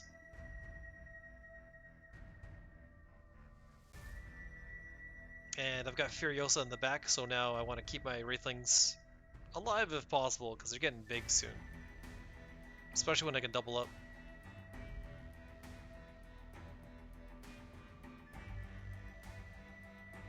Colexiel's got Sirocco this time. Hasn't been dropping golems yet though, so it's not doing anything.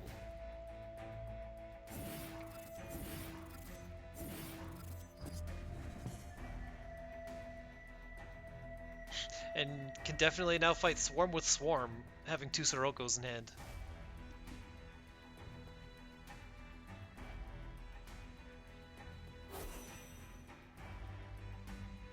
And yeah, we are just going through Group B right now. We've got 3 games left.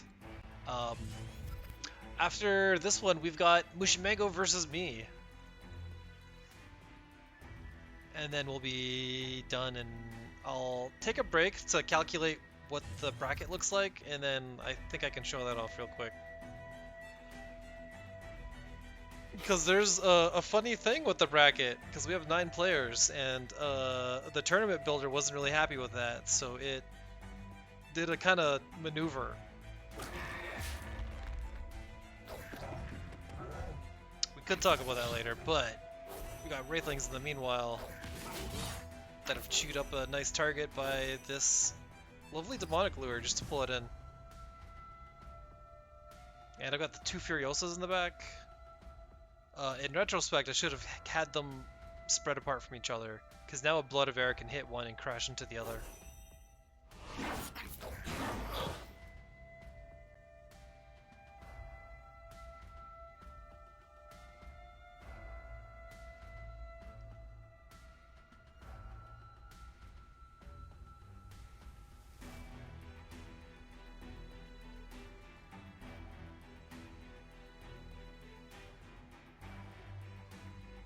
Colexiel's got the mana for both a Razorcry Golem and giving it flight. That kind of gives away your strategy, but That's the most mana efficient play.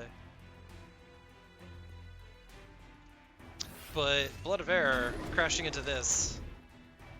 Whoops, I should have spread those Furiosas apart.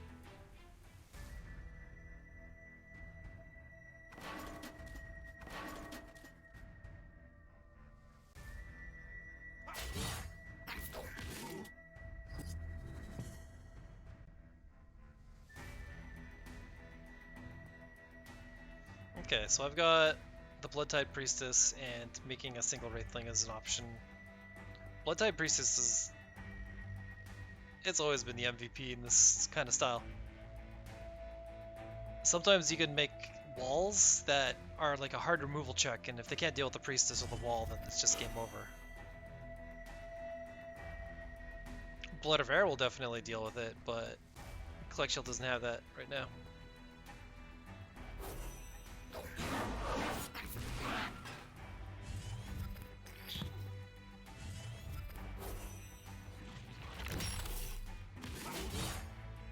And as long as there's a full ring of units around the Blood-Tide Priestess, she can keep summoning them to replace them to defend herself. Oh, I made a misplay there. I should have stepped this guy out first to keep that shield up. So there's a gap in the armor.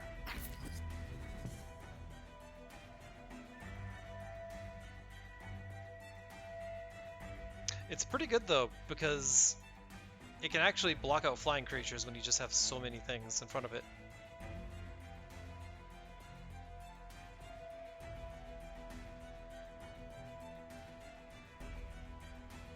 Yeah, Colexiel could drop the Razor Crag, make it a 10-10. Could make 2 extra golems off the Sirocco, that is just not enough.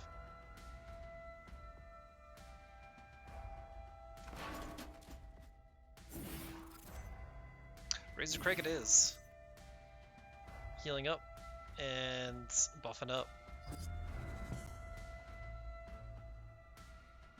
There's not a lot for hard removal in my deck. I think I have a 1x of turn something into a Wraithling perhaps.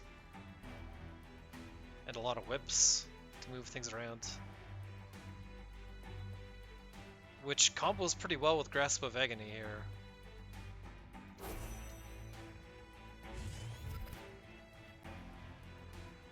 Furiosa. Oh, I replace and I find a Chakram, which is kind of busted.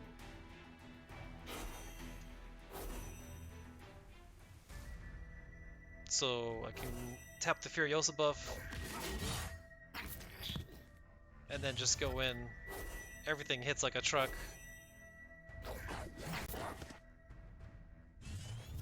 And I'm doing this formation to keep my Blood-Tide Priestess protecting my general.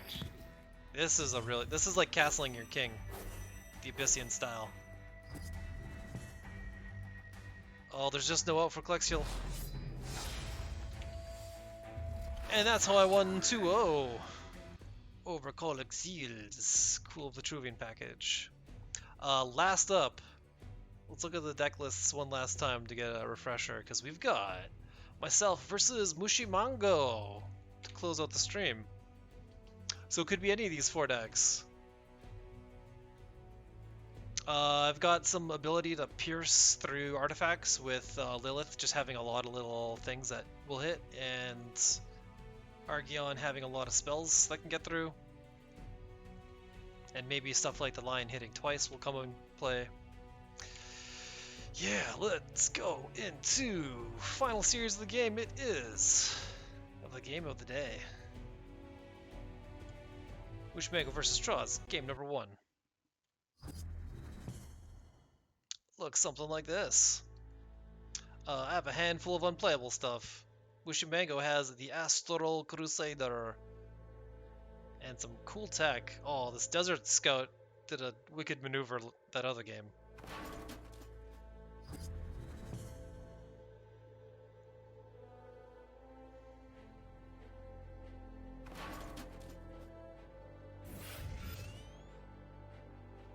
So Astral Crusader is basically really what you want in your opening hand.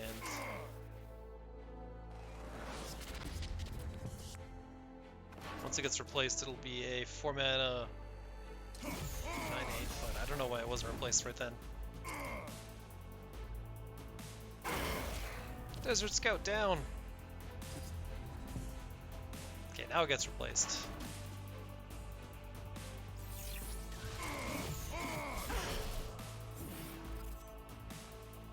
Diltis, really good against aggro.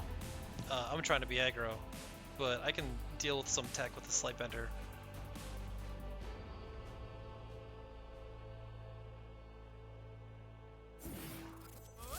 I drop it immediately to also get rid of this mana tile down here, just in case that would have mattered. Little do I know, Mushymango here with Thunderclap can make copies of things that he kills.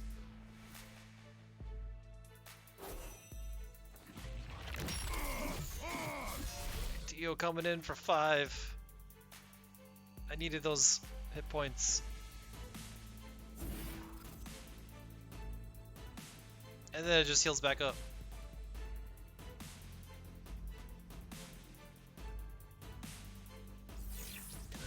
Opting for Psionic Strike instead of the Blood Tier Alchemist to get a kill here. I feel like walling me in with the Alchemist would have been better, just putting it on the tile above, but yeah, same. So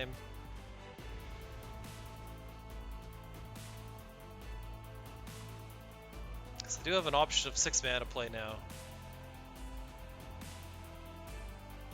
I can heal myself and burn a bunch of cards.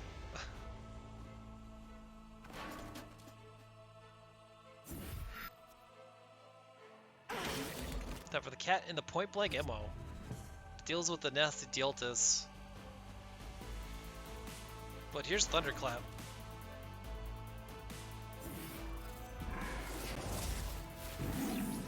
So my lion works for Mango now.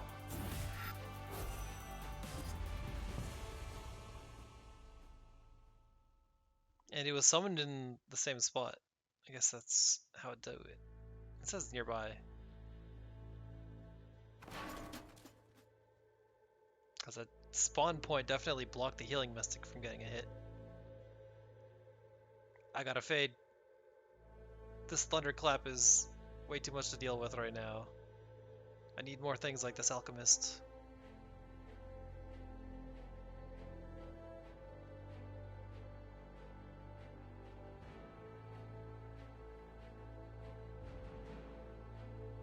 Probably need the Regalia to just not die on the spot. Because this cat hitting twice, that's pretty good. We're gonna deal with that cat ASAP.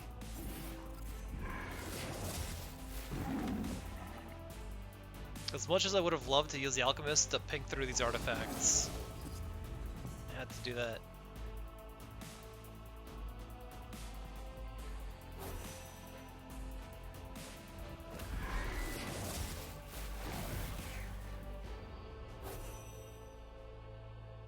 Psionic Strike. I would have thought that Falchius here would have been a lot better. But actually having the Iris Barrier means that you're not taking damage anyway, so might as well save it once you don't have it. Steals himself another minion. This one's a lot less scary. Even though it's tougher, it doesn't have celerity.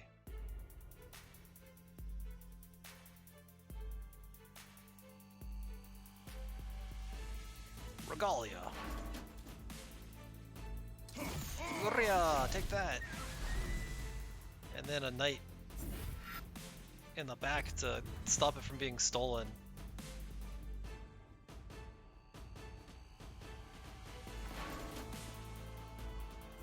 Swarm King Scarab is here as a removal check. I am failing that check. No matter how many cards I draw, my answer to deal with it is actually close range. Whoops, I'm suddenly regretting fading so hard. Oh, and I just pass on the spot to save everyone the lag of the 1/1 beetles filling the screen. With the Locust Swarm, or the Beetle Scarab Swarm, Mushymango takes game 1. Let's go into the final game. Mushymango versus me. Better mix up the deck.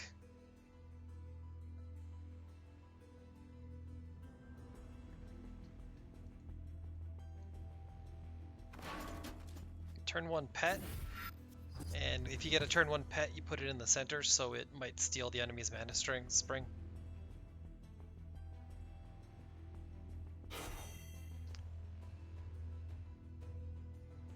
My play is probably going to be... I could take out the pet and Gloom Chaser.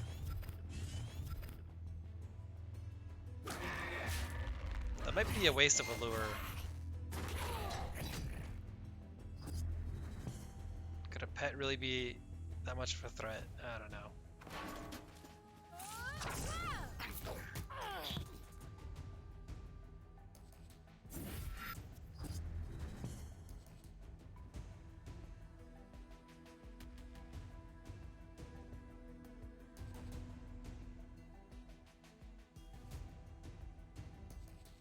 Might have to use Ritual Banishing on the Disciple, because getting bonked by a 4-4 over again, or a 5-5, that's a good way to lose.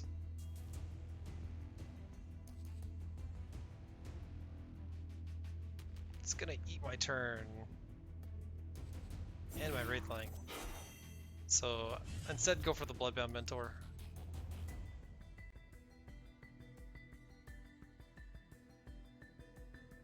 And this Wraithling takes the top mana.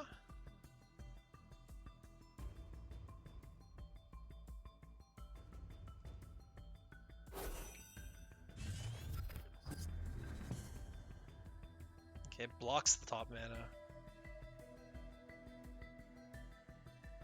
And next turn I can start popping off.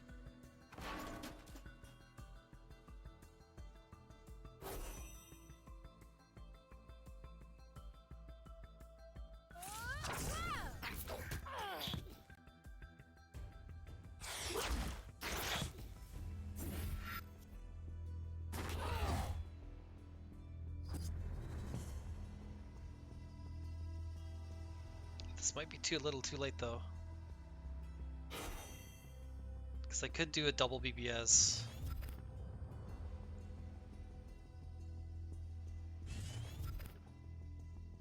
Shadow Spawn! These are all 3-3. There's a good chance I just have to throw one away immediately. There it goes.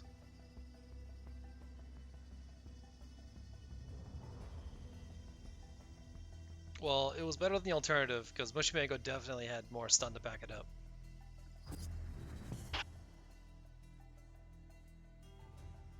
It's got a Mage Sworn here to shut off my BBS shenanigans, as well as most of my other spells. But I think there are more Ritual Banishings to deal with that. Mushymango refreshing the BBS so Hydrogarm can get another lick of damage in. Boom.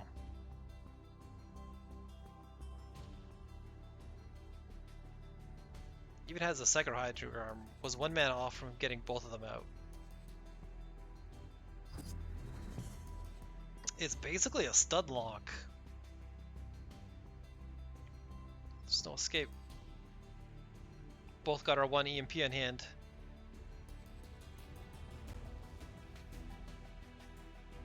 Well, I can make a ton of units.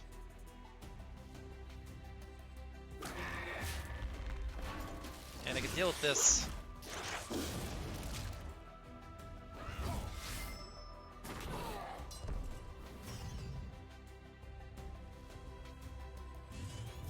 Wraithling Swarm. Going for the full surround to make it awkward to summon anything.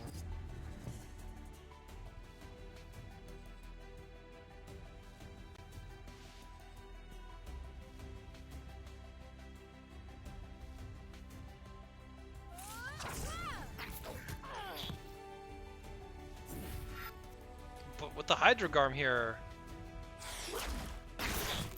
immediately doing work.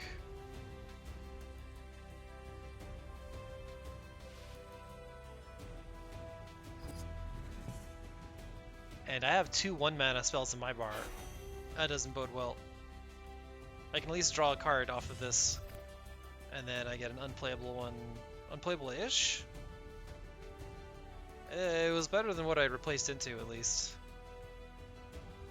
Well, this Wraithling at least is going to be a 3-3.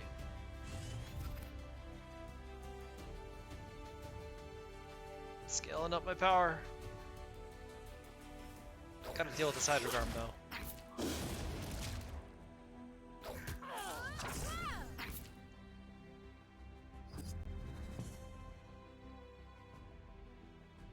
Mushymango has 2/3 of the combo. The combo PC's missing is the reactivation. EMP shuts off my board, whatever I was doing.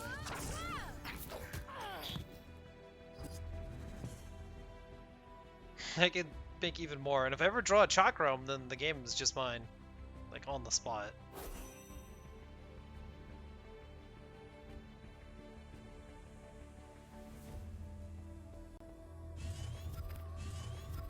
Hope this works. I'll just play assuming I draw the Chakram. And then I immediately trade off some units as if I'm not doing that as my out.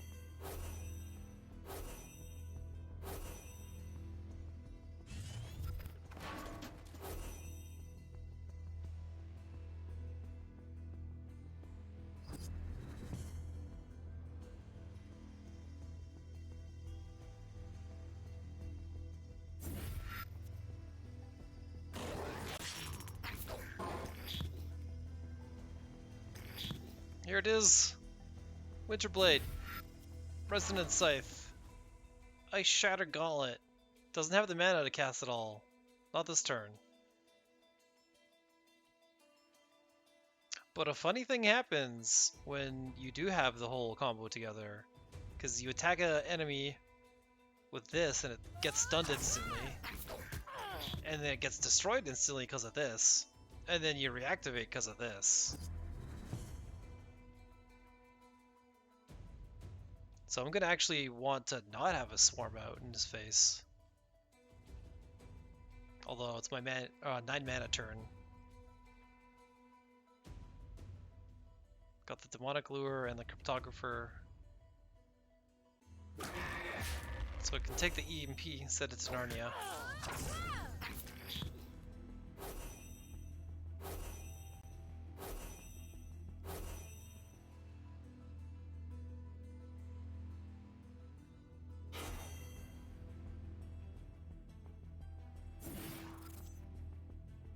Yeah, might as well jam as many units as possible.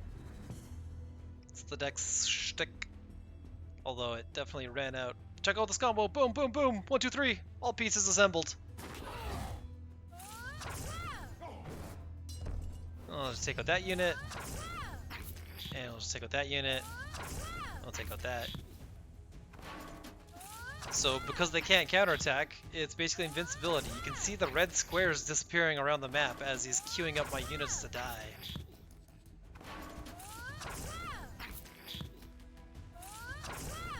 I've beaten Risen combos and lost to Risen combos, and beaten Sirokkos and such with this kind of combo, because they'll fill the whole screen up with things, and then you can just cut through it with this combo, and then you can just peace out. See ya. And now there's a dragon in the pocket.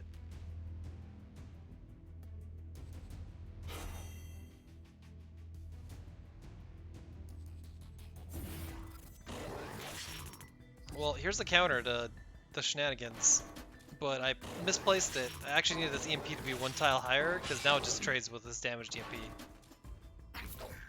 So much for Narnia.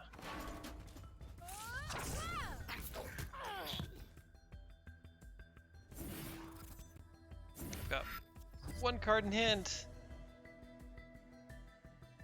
That's it. Mushymango takes a 2-0 against the starter decks. Well played.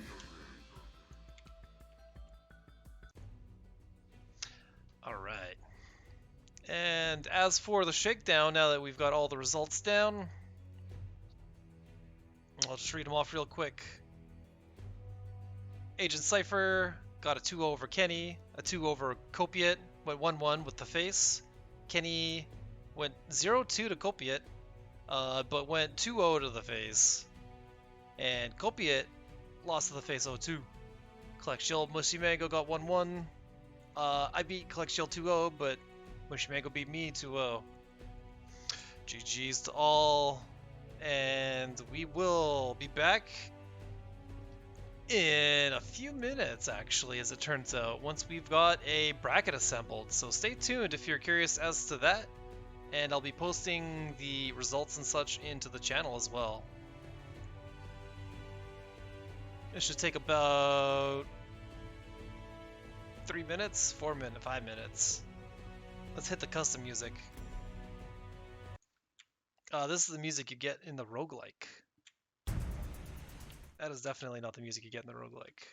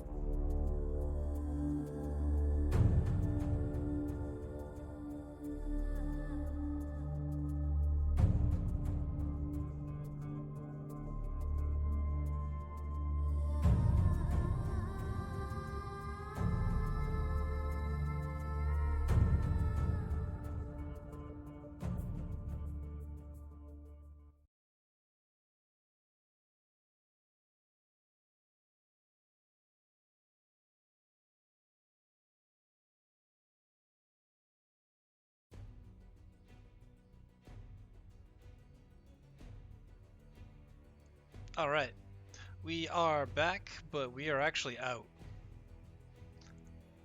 It is time! In fact,